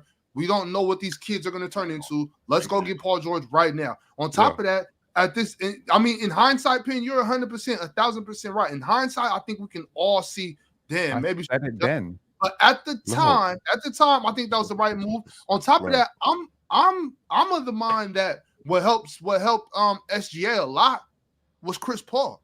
I think Chris Paul really helped SGA bring his game together. Like SGA, I'm pretty sure SGA was going to be amazing, but I think Chris Paul really helped SGA get his game all the way together. I think and that doesn't happen if he does, you know what I'm saying? If the trade, we've got a present tense bias. We look at a Paul George right now as he's going to be Paul George forever, but we don't see Paul George as Paul George minus 1 year, minus 1 year, minus 1 year, 3 years later. You wouldn't have made Paul that George trade was thing? 28 years old. I said it then. I wasn't going to make it. I wouldn't have made it. I thought Shea was amazing in the playoffs. I thought he flashed incredible. Yes, Swiper, please stop. I'm just, you know what? I need to put a sticker on the screen where your face is, so I don't react to it anymore. So sensitive all the time because you always got something to say when somebody do something, and then you getting cooked on your own take. I'm saying if you go back 6 years ago, that wasn't the conversation about Kawhi at all or PG. He was chill. He was third in the MVP vote. He was third in the MVP vote, and you got the Finals MVP. You can get both of them on your roster for a bunch of young dudes in Gallinari. So right now, the worst trade ever. It wasn't a bunch of young dudes. It was a bunch of dudes who you don't even know. Right, you don't even it was know a bunch of draft picks. The Melo trade was worse than wasn't even a conception. Trey Mann wasn't a conception. You still don't even know who 2025 is going to be. Just so you know, Penn, we had with Mikal Bridges. Just so you know, no, it's not the same thing. Just so you know, Penn, they got J-Dub with the number 12 pick in the draft. 12 years later. They got him with we don't know we don't know what that pick is going to be. We have no idea what that pick is going to be. On top of that, I have an opportunity right now, which I'm 100% confident, even though Doc Rivers loved SGA and he saw the potential. If I have an opportunity to get arguably the best player on the planet and another guy who's coming back to what we thought, another guy who's coming back to what we thought he was going to be, and I can get him for a bucket of extra Krispy. And they were, and chill. Guess what? They were right. Because in the Western Conference, when that season was going, before everybody went down into the bubble, they were working everybody. They were the prohibited favorite. Well, Swipe, but that's the only reason we're talking about this like this. It's obviously because of injuries. It's obvious injuries. And because of the bubble, there was a worldwide pandemic that happened that literally shut the season down, that changed how the season was going. Do I think that the Nuggets would have beat them? Maybe, possibly. I don't know. I was happy they did it. The Clippers were the bona fide favorite to win the NBA title going into the playoffs. For a reason. Bona fide. For a reason. Bona fide. Who got 6 men of the year? If we're being honest, Penn. Let me take a page out of your bona fide. Since we're sitting here being honest, I can honestly say in the 2019-20 season, I was looking at the Clippers going, as a James guy, I was going, if you can avoid those guys, I think you can win it. Because I didn't like that matchup with them at all. I mean, if you at that time, chill, just like what you just said, if you look at what Paul George had just came off of in OKC, you look at Kawhi Leonard, what he just came off of up in Toronto. If it's known by owners and everybody that my GM could have put that together and installed it because he didn't want to lose SGA and some picks that we don't know about. Get your shit and get out my building right now. I'm talking about don't leave mad, just leave. Get your shit and go. You're out of here. The best general managers make deals that are not necessarily popular, but will work out later. Okay. Sure. You have Jerry West, who traded a borderline all-star center who was still very, very good for a very long time in Vlade Divac, because he saw potential in a 17-year-old named Kobe Bryant because of a private workout, partially. Why are you thinking head? That's not the same thing. The reason why go ahead, Joe. Give me a history lesson. Go ahead. The reason why it's not the same thing is because exactly what we just got finished talking about. Kobe Bryant, he sees him in 5 years. It wasn't right now we have to do this. With this Toronto, it didn't take Kobe 5 years, Joe. With this LA Clippers team, this thing has to work right now. This thing doesn't have to work in 3 or 4 years. Jerry West didn't get Kobe Bryant on the crew expecting this thing to be. By the way, what did the Lakers do with Vlade Divac that right before that? So right before Kobe gets drafted and the trade happened, what did the Lakers do in the playoffs? I don't remember. 95, 96. I don't remember the 95, 96 playoffs. I don't think they go ahead. They lost to the Rockets in the first round of the playoffs. They weren't doing anything. Vlade Divac was a very good player, was getting older, and they said, you know what? We want to load up, get a young guard. Older. How old was he when he got traded? What is he, 28, 27? Oh, yeah, he's borderline retired. But we already know what he is. His we already knew what Vlade did. We already knew what he was. Yes, he wasn't one of the superstar bigs in the league. He wasn't. So they said, we have a vision. We want to get a younger player, a younger asset. We're going to get off him. In the league? Lord help me. Yes. Okay. Well, what does that mean? David Robinson, Hakeem, would you condone? Stop acting like it's obvious. Would you condone trading a top 10 center today for a 13th pick to draft a 17-year-old high school kid? If you're trying to win right now, if you're trying to win right now, yeah, you're right, Marshall. If you're trying to win right now, no, absolutely not. But that's not what the Clippers did. They were trying to win today, and they got two of the 8 best players in the league. Man, people got sight, they don't got vision. When you look at what Jerry West has done, even in Golden State, where he chose to stick with Steph Curry over Monta Ellis. That wasn't a popular decision at the time. Monta Ellis clears, apparently. Monta Ellis was clearly the better player. Warriors fans were upset. Hey, man, are we kidding? It was obvious. It was obvious to trade Klay Thompson for Kevin Love. That was an obvious trade, right? It was obvious, and Jerry West said, "I will quit if you split this up." That's vision. Right. People get paid millions of dollars not to be reactionary, but to have vision. So the problem, hold on, stop, man, just stop. You had Shai Gilgeous-Alexander in your building. Backcourt together. You had Shai Gilgeous-Alexander in your building. The very fact that Sam Presti wanted him as a centerpiece of a deal centered around Paul George should have been a red flag like hell to you. It's not a surprise to anybody that Shai Gilgeous-Alexander became very good. It's a surprise that he became a top 5 player. Hell yeah, that's a surprise. It's a surprise that he became better than Paul George. That's a surprise. But it is not a surprise to anybody that became a really good player, because in his first ever playoff game, in his first ever playoff series, he actually showed like he belonged. And that's not normal. And Kentucky guards, we can go through the history. I'm saying It's defensible that they did it, but don't act like it wasn't a mistake just because of hindsight and whatever. Don't act like what the Lakers did or what the Celtics did in 08, 09 is the norm. That's not how it usually works out. But no, that's a fact, Penn. And we did live in that era where the quote unquote super team, that's how it was built. And on top of that, I mean, it didn't work more than it did, but it did work. It worked. But being a prisoner of the moment, Joe, you have to understand how they did it with Kawhi, though. What I'm saying is that it did work with the Celtics. It did work with the Miami Heat. It did work in Cleveland. Now, there was one common denominator. In the summer of 2019, Kawhi Leonard was having air traffic controllers follow him around the country to see where he was going, because that was the biggest news of the summer. Kawhi Leonard coming off of the Raptors championship, delivering their only championship ever and dominating like he did. People said whatever he does is going to be the biggest news in sport. And so Kawhi Leonard, when he goes to the Clippers, he tells them the only way you're getting me, bona fide Kawhi, who stopped LeBron, who then took down the Golden State Warriors. The only way you're getting me is if you get Paul George. And so they said, whatever by any means necessary. Hold on, no swiper. Which Paul George is Paul George at this time? Yes, this is right after top 28, top 3 DPOY, 19 top 3 MVP or something like that. Top 10ish player in the NBA. This top 10 player. You know what? You know what? If you've worked even a day in your life in the finance world, there's people that are bag holders, knife catchers. There's all sorts of idiot investors. You bought in on Kawhi Leonard coming off a historically good playoff run at the peak of his powers, and you imagined, what if he does this for us for 4 years? Never, ever thinking, what did the Raptors have around him that helped him do that? Let's not give him that. Whoa. We 100% thought that.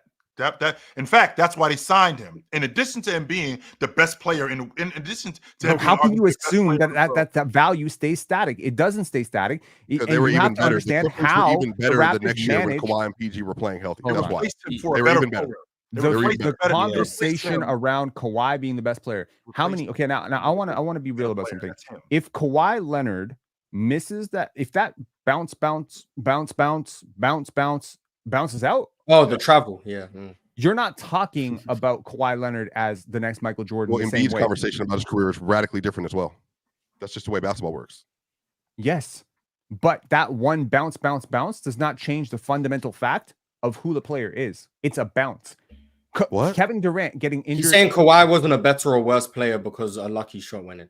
Yes, because he had a great series against Milwaukee. But if you watch the Milwaukee series, he had this thunderous dunk. He came down, and he wasn't the same player for the rest of the playoffs. He limped through the rest of it. And kudos and credit to Kawhi forever, because he couldn't shut it down. He was limping in the playoffs before that happened. 100%. He was season. So he had made it clear with the Spurs that he had a degenerative knee issue. Right. The medicals were clear on him. His uncle is asking God knows what from every single team. They're leveraging maximum because he was at the peak of the world. So I don't deny where Kawhi's stock was at that moment. Just like I don't deny when a pump and dump goes up to $200 a share. I don't deny that. What I'm going to say is, if you're a league executive, you have to, you can't just say this is where we were in 2019 summer. You have to ask yourself, where the fuck were we in 2018 summer, 2017 summer? What is the trend line going here? Still applies to like Timberwolves for trading for Rudy Gobert with all the first round picks they gave up. I actually credited I think they overpaid for it a little bit, but let me give you the other side of this. People don't understand value in a proper sense when it comes to first round picks. First round pick value absolutely is linked to how good or how bad the other team that's trading for your picks thinks you're going to be. If you believe you are going to exceed expectations that the other team has, you could trade first round picks and be perfectly fine. I'm perfectly fine with it. Okay. And that's what the Minnesota Timberwolves did. They had a young 21-year-old superstar that was not being talked about like a young superstar at the time. And they were like, you know what we need for this guy? We need a big, and Rudy Gobert is about as good as he's going to get for the guys we can get. Let's give up these picks. They're not going to be that good anyway. And you know what? Right now, we just saw James Wiseman possibly tear his Achilles. Okay. Shit changes so fast in the NBA. One torn Achilles. Your favorite player, my favorite player, shit, it could happen tomorrow. Mm-hmm. It could. And the entire trajectory of the next 7 years of your franchise is completely different. So flexibility matters. So when we look at that pick, when we look at that trade, when we say LA Clippers versus this, what the Clippers did not only was trading Shai Gilgeous-Alexander, not only trading the pick that turned into Jalen Williams, which is like whatever 12th overall pick, is not only all the other picks. It's the flexibility. It's because you are locking into this core. So the question then becomes, based on the last 5 years of history, is Paul George and Kawhi Leonard an all-in bet that you are willing to make at that point? And if the answer is yes, then great. They made a great decision. But if the answer is, I have doubts that this could go sideways with one injury. The Cavs did the exact same thing for Kevin Love. So I mean, that's just the way basketball works. They traded. They traded Andrew Wiggins, which was the first overall pick. They did not trade 7 years of financial flexibility, and they had LeBron James. Can we be real about that? My thing is, I understand like you have to make sound investments and you have to account for your future and all of that. But the ultimate goal in the NBA is to win a championship. The ultimate goal is to construct yourself in a position to do that. If you have the opportunity to get two of the best players surrounded by a very good roster who the Bucks did we all projected to go deep into the playoffs. We all projected them to make a finals, maybe two. Some people even had them winning. At some point, you just got to pull the trigger. And on top of that, Ron, and on top of that, back to the point of what happened in 2008 with the Celtics, what happened in 2011 with James going to Miami. I mean, there's a common denominator. That common denominator was James. The Clippers looked at Kawhi Leonard. He's our James. He's going to be the guy that's going to get us over the hump. Because we are, at last I checked, you just mentioned in 2018 what the Clippers thinking. That was a playoff team in 2018, 2019. We didn't have to get rid of anybody, by the way. If we can get Leonard on this crew, if we can get Paul George on this crew, that was already a playoff team last year. This season, we are now in effect. And when I say we're in effect, we're at the top of the Western Conference, which they were in fact. And COVID shut the season down. If COVID doesn't shut the season down, we're having a completely different conversation about this Clipper team. Completely different. And I think Kawhi is the level of player that you typically would be willing to risk that for. Like the Knicks have done this. That's just what happens. Like they did this twice over the 20-year, 15-year period. Like those weren't players that you should have did that for. Melo, they shouldn't have done that for. Melo was not the caliber player. Kawhi was. And then the Nuggets ended up winning that deal. And then the last pick of that deal was Jamal Murray. And then the Nuggets get Jamal Murray. They win a title. But they gave up everything. They gave up Chauncey Billups. They did up Gallo. I mean, name it. They got rid of all of them and got a host of the future from 2009 to 2016 from the Knicks. So there are examples of teams overpaying for players and then not getting it back. But I think for the Clippers, they looked at it, which at the time made sense, and still whatever, it's just history's history.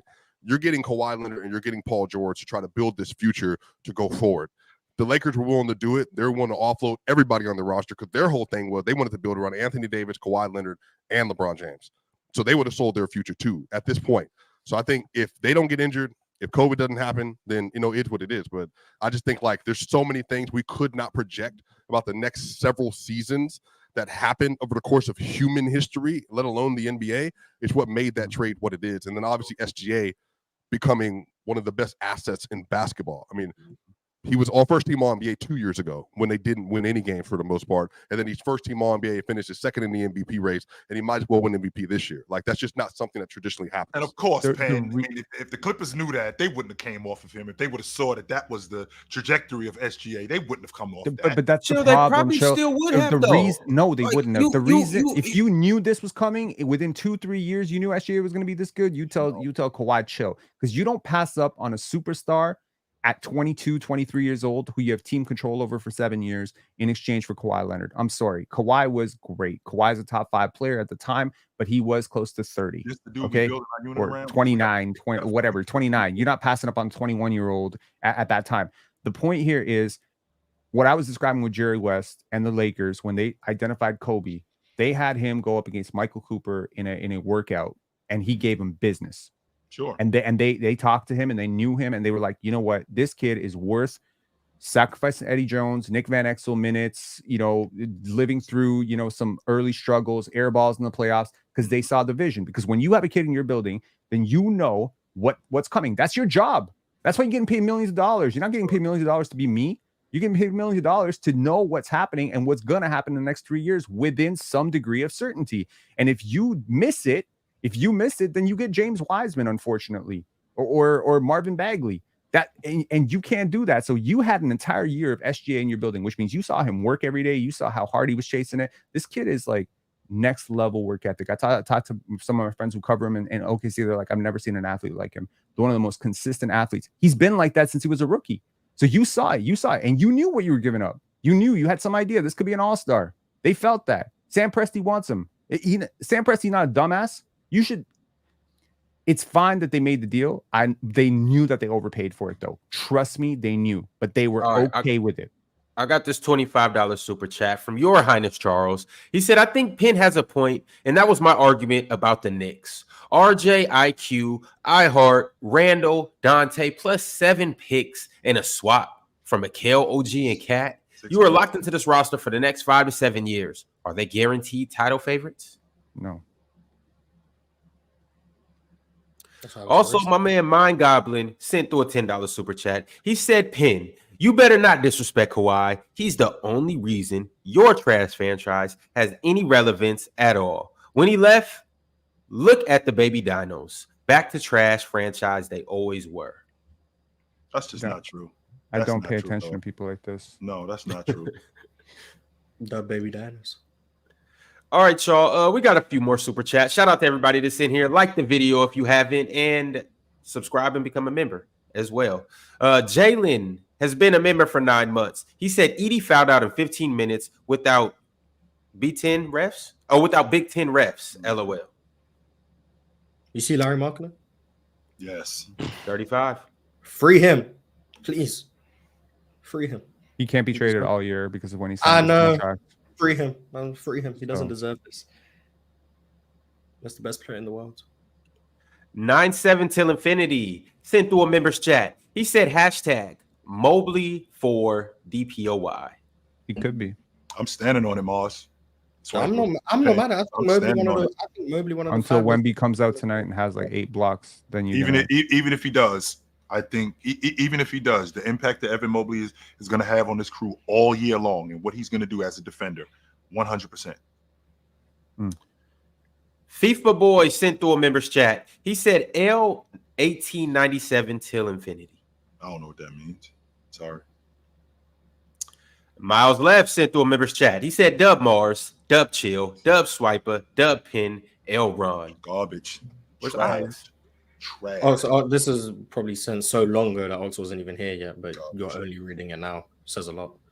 Makes the run more valid. That's why he's garbage. Send more money. Send more $10 super chat and I read it first. Stop panhandling, Ron. I'm not panhandling. I'm reading the super chats that are more relevant. Makes that run even more valid there. It took you that long to get to it. Big sent through a members chat. He said, speaking of action, Chill, what did you think of JJ's sets in the Lakers offense? I missed yesterday's show. Losing Darvin, Bin Laden was the best offseason. I did like it. I did like that he took the ball out of James's hands and let guys operate a little bit more, and playing James off the ball and running the offense through Anthony Davis more. I did like that. Yeah. Wasn't you guys mad at Jordan for saying that the Lakers should take Bron off the ball more? Or was it because I wasn't paying attention? He's right. Well, I swear you guys argued for 40 minutes. To be honest with you, and the reason why I didn't like it, Mars, initially, because James has never played without the ball. We already seen James do. We already seen James when he was in Miami. They tried to do that. It didn't work. No, Jordan initially said that LeBron James was ruined point guards. That's what he said. Oh, okay. Because you guys were arguing playing off the ball. But he also argued that James would be more effective if he did more without the basketball, which is 100% true. And the film that is true. I did see that a couple of nights ago. Show changing his mind. I love it. It looked good. I did like it. Old man, open-minded, nice. Justin said, I've been told Gary Trent Jr. doesn't play defense and Bobby Portis is bad at basketball. Hashtag noticing. Gary Trent Jr. is a bad defender. Even last night, absolutely, he's a bad defender. He was tasked with having no off-ball responsibility because he's not a good off-ball defender. These Bucks fans. He died on every single screen. Literally, go watch the game last night. He died on every single screen. Every single one. He died. But he moved his feet and he's moving his arms. So these Bucks fans these Bucks fans are getting like Warrior fans, yo. I swear they are. We should be talking about the Bucks like we talk about, I don't know, the Celtics. That's how we should be talking about them. Lightweight. Low key. No, I do think the Bucks are good. I just love Gary Trent Jr.'s defense. I never said that the Bucks were a bad team. when we're talking about winning the NBA championship, I said they're fool's gold. Why are they fool's gold? Because the championship teams have a lead guard that's committed on the defensive end, and the Milwaukee Bucks do not. That's why I said that they're fool's gold. Period. Should have kept Drew. Yeah, our point guard still James did his better. part on defense last night. He did his part. His part was staying away from everything, but he did his part. Oh my God. Elias Aronson sent through a members chat. He's been around for 21 months. Big ups to him. He said, y'all see Pele Larson? 14-0 run with him yesterday in garbage time. Yo, what happened to your mic? You all right, Ron? You good, Ron? My mic's bad? Now you good. It went crazy. Yeah, now you good. You sound like blah, blah, blah, blah. Okay. No, you're still really loud. It's bad again? You need to work on your levels. You're super loud. You're louder Just than whisper, everybody. Ron. Just whisper. Just whisper. Focus, Ron. Read the super chat, Ron. Ron, read the super chat, please. Ticket. Shh, Ron. Ox. Shh, Pin. Shh, chill. Mars. Swiper, you get it once you go in the ring versus the great one, a.k.a. the final boss. I don't even know What what does that that means. I don't know what that means at all. Basically, you're saying you need to rumble with Ticket. You guys need to be humble until you guys I'm cook sick of chicken. these dudes. Whatever, man. That's what- Okay, now your mic is too low. Leaf Diggy has been a member for 14 months. He said 46 free throws to beat a tanking team. Shaking my effing head. Leaf, why you care about the 46 free throws? Why do you care that the Brooklyn Nets lost? This is the plan this season. They lucky Ben Simmons got in foul trouble. He was hooping that first half. He was hooping. Mm-hmm. He was hooping. So sick Ben of you. Simmons looked real good in that first half. Real good. I can't believe we didn't talk about Cam Thomas. What was he talking about? He got. I mean, some we empty did stats. sort of, but in a negative context. No, shout out to Cam He played Thomas. well. His empty stats in the fourth were nice. Shout out to him. Shout out to him. But when the game was actually in hands in the first half, Bro, Ben Simmons. empty stats is wild. You glazing Ben Shout out to Simmons. him. Shout out to him. He got his empty stats in the fourth quarter. Yeah, he scored like 20 points in the fourth quarter when the game was over. Shout out to him. But when the game was actually in hands in the first half, Ben Simmons was the Nets' best player by a wide margin. But he hit the parlay, so he's a good player. But then also shout out to Ben Simmons for getting in foul trouble. Shout out to him. But we Big shout out to Onyeka Okongwu. I can't believe we went this entire episode without saying his Give name. me a break. Nick Claxton got thrown out of the game. For trying to kill Dyson Daniels. He got fouled. And Dyson was great too. Dyson was awesome. Dyson Daniels, I'm telling you, see now DeJounte fractured his hand. Dyson Daniels, the best player from that trade. I like he got clothesline or something like that. He got fouled. It was a pretty hard foul. I've been telling people about Dyson give you since that, boss. G League. No, if Draymond Green did that, Draymond Green's got a history though, so no. nah, Nick Claxton tried to kill my guy. Miles Left sent through a super chat. He said L. Latest wipe. I'll see Better y'all question Monday, mark. Friday. All right, Swiper. So Better tomorrow. what? He said it's Friday, like it's not tomorrow. Yeah, is it better because he sent $10 this time? That's why. Oh, see? You see? Read the super chats, Ron. You got 50. The Diddler said 60. The Diddler said, no offense, Pin. Who are you, dude? You come on here and insult people all the time, and you think you are subtle about it. List your accomplishments, bro. I need to list my Just accomplishments. tell them I'm on the panel. Yeah, if you in order to insult people, you have to list your accomplishments. Okay. We'll get into that the next episode. We don't have time right now, but pretty accomplished. There you I go. insult And I'm people. not trying to be subtle, by the way. I'm not. I insult taking- people with no accomplishments. So that's what Will Hofer said, as a Raps fan, I love Jamal Shed. Chill, you'll like him. Real hustle guy, great on-ball defender, and competitor. he's better than I know. Davian. He's better than Davian. Easy. No, I'm He's so much better than him, dude. he's built like a truck. Let's start. I with wanted him They're in both Houston. built like a truck, but one of Yeah. them can actually play basketball. But Yeah, I wanted him. I wasn't. I'm on your the big man, that dirty work guy you got. Jakob Poeltl, who couldn't handle. not him. Not him. If The you other say dirty- Bruno Fernando, if you say Bruno Fernando, I don't hate him. chill, I chill, don't hate him. chill. I The don't- guy who was getting minutes The over worst Alfred basketball player Sengun in the history of the world. Chill. His first possession literally cratered the damn game. He did not even step out of bounds to inbound the basketball. Oh my god, he didn't look that mean. yeah. I saw Bruno- him hit Evan Mobley with that up and under. I saw him hit Evan Mobley Chill. with that up and Chill. under. I was like, wait a minute. If you ever open He a and Penn are suggestion box, united. here's my suggestion box. If you ever end up being high on a big man, please don't It's not him. just It's don't not do him. it. Okay. Me and and Penn are I'm- united in the Bruno Fernando hate. remember, I'm going to be watching more Raptors games this year. So Yeah. I mean, this is Yak is much better than him, but Yak had a horrible game last night too. Our center play is the reason it just all fell apart. All right, y'all. Gunny L Neck said, "Chill. Are you off the fool's gold train about the Bucks now that they show and recover with Dame instead of switching?" And what I just said, y'all. After one game, and he's shown it to me. The Bucks is winning the championship.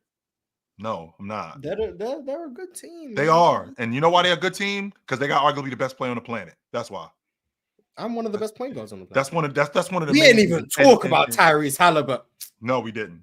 We did not. And I feel like Dame Lillard. To be honest with you, Ron, I feel like Dame Lillard. I feel like we're about to get what we saw in the past, not too long ago. I think we're about to get some of that. Are we gonna get 30 and 9? No, I don't think so. We're gonna get that. But we're gonna have to start talking about Dame like we did in the past in a little bit. I think that dude. I think some of that dude is coming back. Dame's really good at basketball. Sure. Mm-hmm. Nelly said, "Y'all talk about Mobley yet? Bro was on one last night." I don't want to hear nothing from you dudes about Mobley. I don't want to hear it. I don't want to hear nothing from you guys about Mobley. Nothing. Because you guys roasted me all summer when I talked to you about Mobley. You guys talked bad about me the whole summer when I told y'all about Mobley. Now all of a sudden, he could look good last night. Yes, he did look good last night. Let's chill out. Let's wait till we see the rest of them. Let's chill out. I don't want to hear nothing from you dudes about Mobley. None of y'all. I didn't give you nothing on him. Ask Ron. I voted for him on my top power forwards list. It is a fact. I definitely didn't have him on that list, but I said Mobley was better than Paolo 2 weeks ago. I'm on that. I'm on that as well. So you got a lot of support here. Come on. Football CF Candy said, Ron is a Taurus Carnivorous. That's his name. He went to Seton Hall. Yes, a Taurus is the worst GM in the NBA, and it's not even close. Why don't they fire him? Net negative on picks while being in a rebuild. Who is that? The Bulls GM? Who is that? Yes. See how I just knew the West GM in the NBA was the Bulls? Come on. Damn. Tough luck, Bulls. The Diddler sent through another super chat. He said the internet got y'all fooled. 99% of y'all won't be remembered 75 to 100 years from now. It's not that deep. Some people prioritize happiness. I can't stand these New York dudes, man. I can't. That's how I live my life. That's how I live. They make me sick, yo. Damn, Mars, you a New York dude? No, I just know none of an Alabama dude. The opinions of. I mean, I'm not an athlete, so obviously it's different. But the opinions people are gonna have about you doesn't matter. So why waste my time with it? Mars is the Joe Mazzulla of the. So what are we doing here then? Thanks for the super chat too, Diddler. By the way, why are we here? I like talking basketball. A lot of so there's a reason why you get married. There's a reason why you have children. You know why? So you can be remembered. So people remember who you are. I don't plan on doing either one of those things. 75, 100 years from now. I remember my grandmother. She died almost 20 years ago. What the hell kind of nonsense is that? Rest in peace. But you want to be remembered. That's fine. Not everyone does. Chill. I could care less. I don't plan on getting married. I don't plan on having kids. I don't care. Once I'm gone, I'm gone. I don't care what people say about me once I'm gone. I don't care what people say about me right now. Yes, you do. I just live my life. Anyway, Ron, as you were saying. Yeah. Everyone's different. All right, y'all. Continuing to keep it pushing on these super chats. Mello Williams said Dyson Daniels is the perfect fit alongside Trey. Zach LaVine, when healthy, looked great. Lauri Markkanen, better than Julius Randle. Yeah, said the sky is blue 3 times. That's what he just said. Mm-hmm. Smooth Tube said, can we speak on how much of the quote-unquote true point guard Steph has become? Even looking past the 10 assists last night, I think he's become a way better passer. In year 15, he's become a better passer, or he's always been like that? You just ain't seen it as much because the Warriors' offense was different.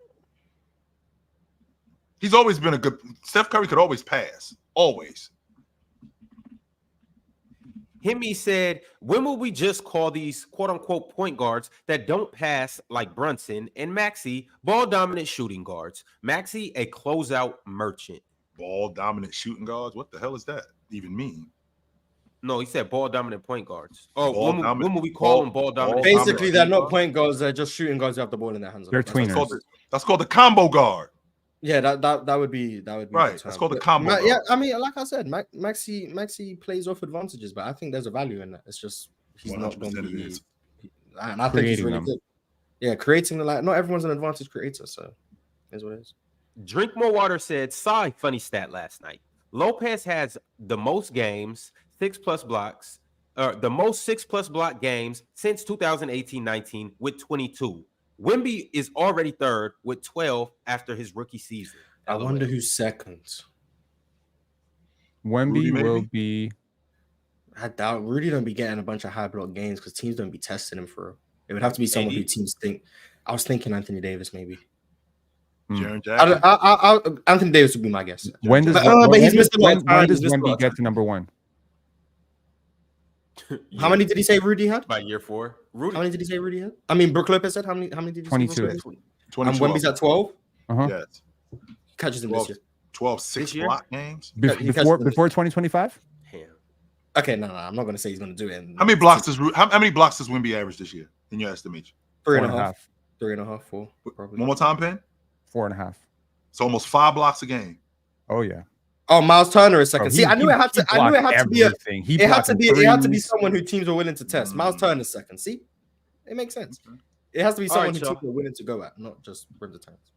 Key said Franz found his shot, hit the boards. Gary and AB went crazy off the bench, shut Bam and Jimmy down, and was hitting all the 3-ball. Can't wait for 12-23. Orlando looks solid. Franz look good. Paolo look good. What's 12-23? Probably December the start 23rd. Of the in-season tournament. December 23rd. What's happening on December 23rd? You said in-season tournament? It's 2 days before Christmas. All right, well, shout out 12-23. Alan L. said Cade played well and Paolo looks locked in, man. Also, Zach LaVine is still better than JB. Can you agree with that? Zach LaVine better than Jalen Brown? No. Okay, I just wanted to see how far. I just wanted to see how far you. Penn is like, you ain't selling me. Even I wouldn't go that far. No, because defense matters to me. But he is better than Jalen Green. The Diddler said, chill. I'm following 2 of your guys this summer, Cam Thomas and Mobley. I like what I've seen from day one. Cam Thomas taking better shots. Mobley is legit. Did you guys just turn on the Nets game in the second half? Like, did you guys not watch what Cam Thomas was doing in the first half? It's Cam Thomas. I guess no. The second half is care about the parlay, bro. We're not watching Nets game. We just care that he hit. Cam Thomas taking better shots is crazy. But Cam Thomas is Cam Thomas. That man was out there on foolishness, but I guess when the game was over, he took some good shots. All right, cool. Good for him. Harvey Chapman became a member today. Think O2 became a member. Rod upped his membership. Nehemiah Davis also became a member. Gunny Elneck became a member, as well as Ooga Booga 211. Shout out to all of them. Mind Goblin said, why you going to watch more Raptors games, Chill? You like to see them lose? No, I just because of Penn, and 2, a lot of people keep talking to me about Scottie Barnes this, Scottie Barnes that, and I don't want to be any more ignorant than I already am. I feel like I got to start paying more attention to Scottie Barnes because I want to be able to start talking about him like I know what's going on, and I don't really watch a lot of Raptors games. I will this season though. The Diddler said, dude can't make an argument without being condescending. That ain't true. I'm assuming that's talking about me. That's cool. That ain't true. Nelly said, chill, I'm a Cavs fan. I've been big on Mobley. I thought he was the rookie of the year coming out of college. I was a Mobley fan from the door. He was my rookie of the year vote that year. Yeah. No disrespect to Scottie Barnes, but that's what happened. Jonathan Fitz said, can we talk about the actual game? We did talk about Norman Powell, and we talked about James Harden, his impact. We did talk about the game. Adam West said, bring Dion back. Penn been yapping all day. Shout out to Dion. Sure. Mo said, Dub Harden. That's my GOAT. Facts, my GOAT too. The Diddler said, what's the topic? Can we move on? Damn. I agree. Julius Irvin said, what Fran's doing on the Pistons in place of Cade? I hate those arguments. Me too. I love those arguments, but the reason why I hate them, Penn, is because it's different players, and they would build that unit differently around Franz than they would around Cade. Sure, but what I was saying before, like I got super heated, was at the end of the day, a player is a contract. It's an asset, and you either use it or you move it, right? When I'm holding on to an asset like Franz Wagner on a max contract, and Cade and him signed the exact same contract, I'm looking around like if I want to rebuild, if I want to move off this, who's giving me anything of value for this? Can I even move off this? What if I draft a Cooper Flag, right? Like what if, last year or the year before, they had lucked into Paolo, right? In the draft. Would Paolo be the number one option? Now Cade has to move to number 2. It's the same thing with Franz, right? If they hadn't drafted Paolo, who's the first option? What if they drafted Jabari Smith? Who's the first option there, right? So you got to figure it out. So that's what I'm saying. Like I'll take the more useful asset, the more useful player, the one who's more portable over the less useful one. The real superstar like Anthony Edwards, if you put Anthony Edwards on the market, 29 teams calling you right now, right?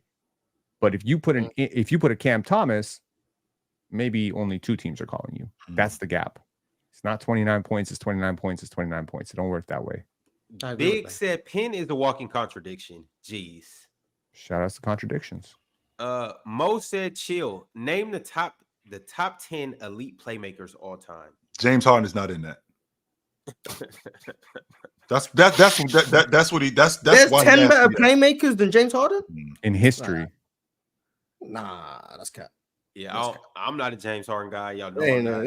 I just said that. If we being honest, because I know him and he wants to know where James Harden. He thinks James Harden the best player ever. Just so y'all guys know. Yeah, damn near.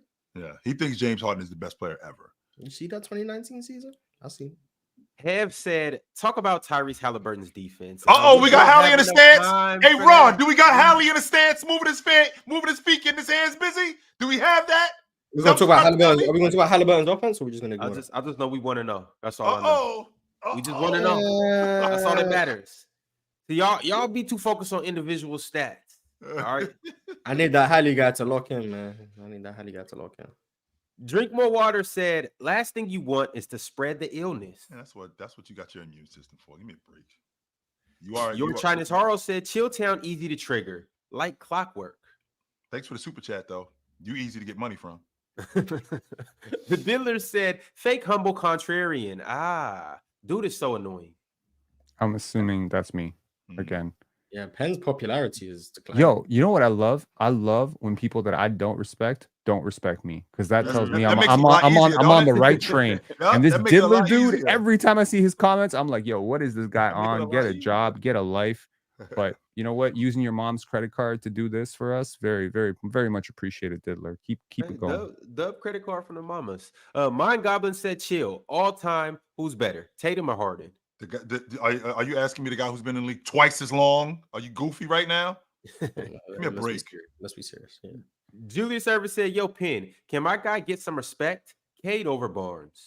No, but Cade's better. Cade's better than Harrison Barnes? You don't think Cade's better than Harrison Barnes? I'll give Cade over Harrison Barnes, sure. All right, chill. Peace, fellas. I'll see y'all tomorrow. Absolutely, man. Yep. The Diddler said the Blazers might have the second worst record.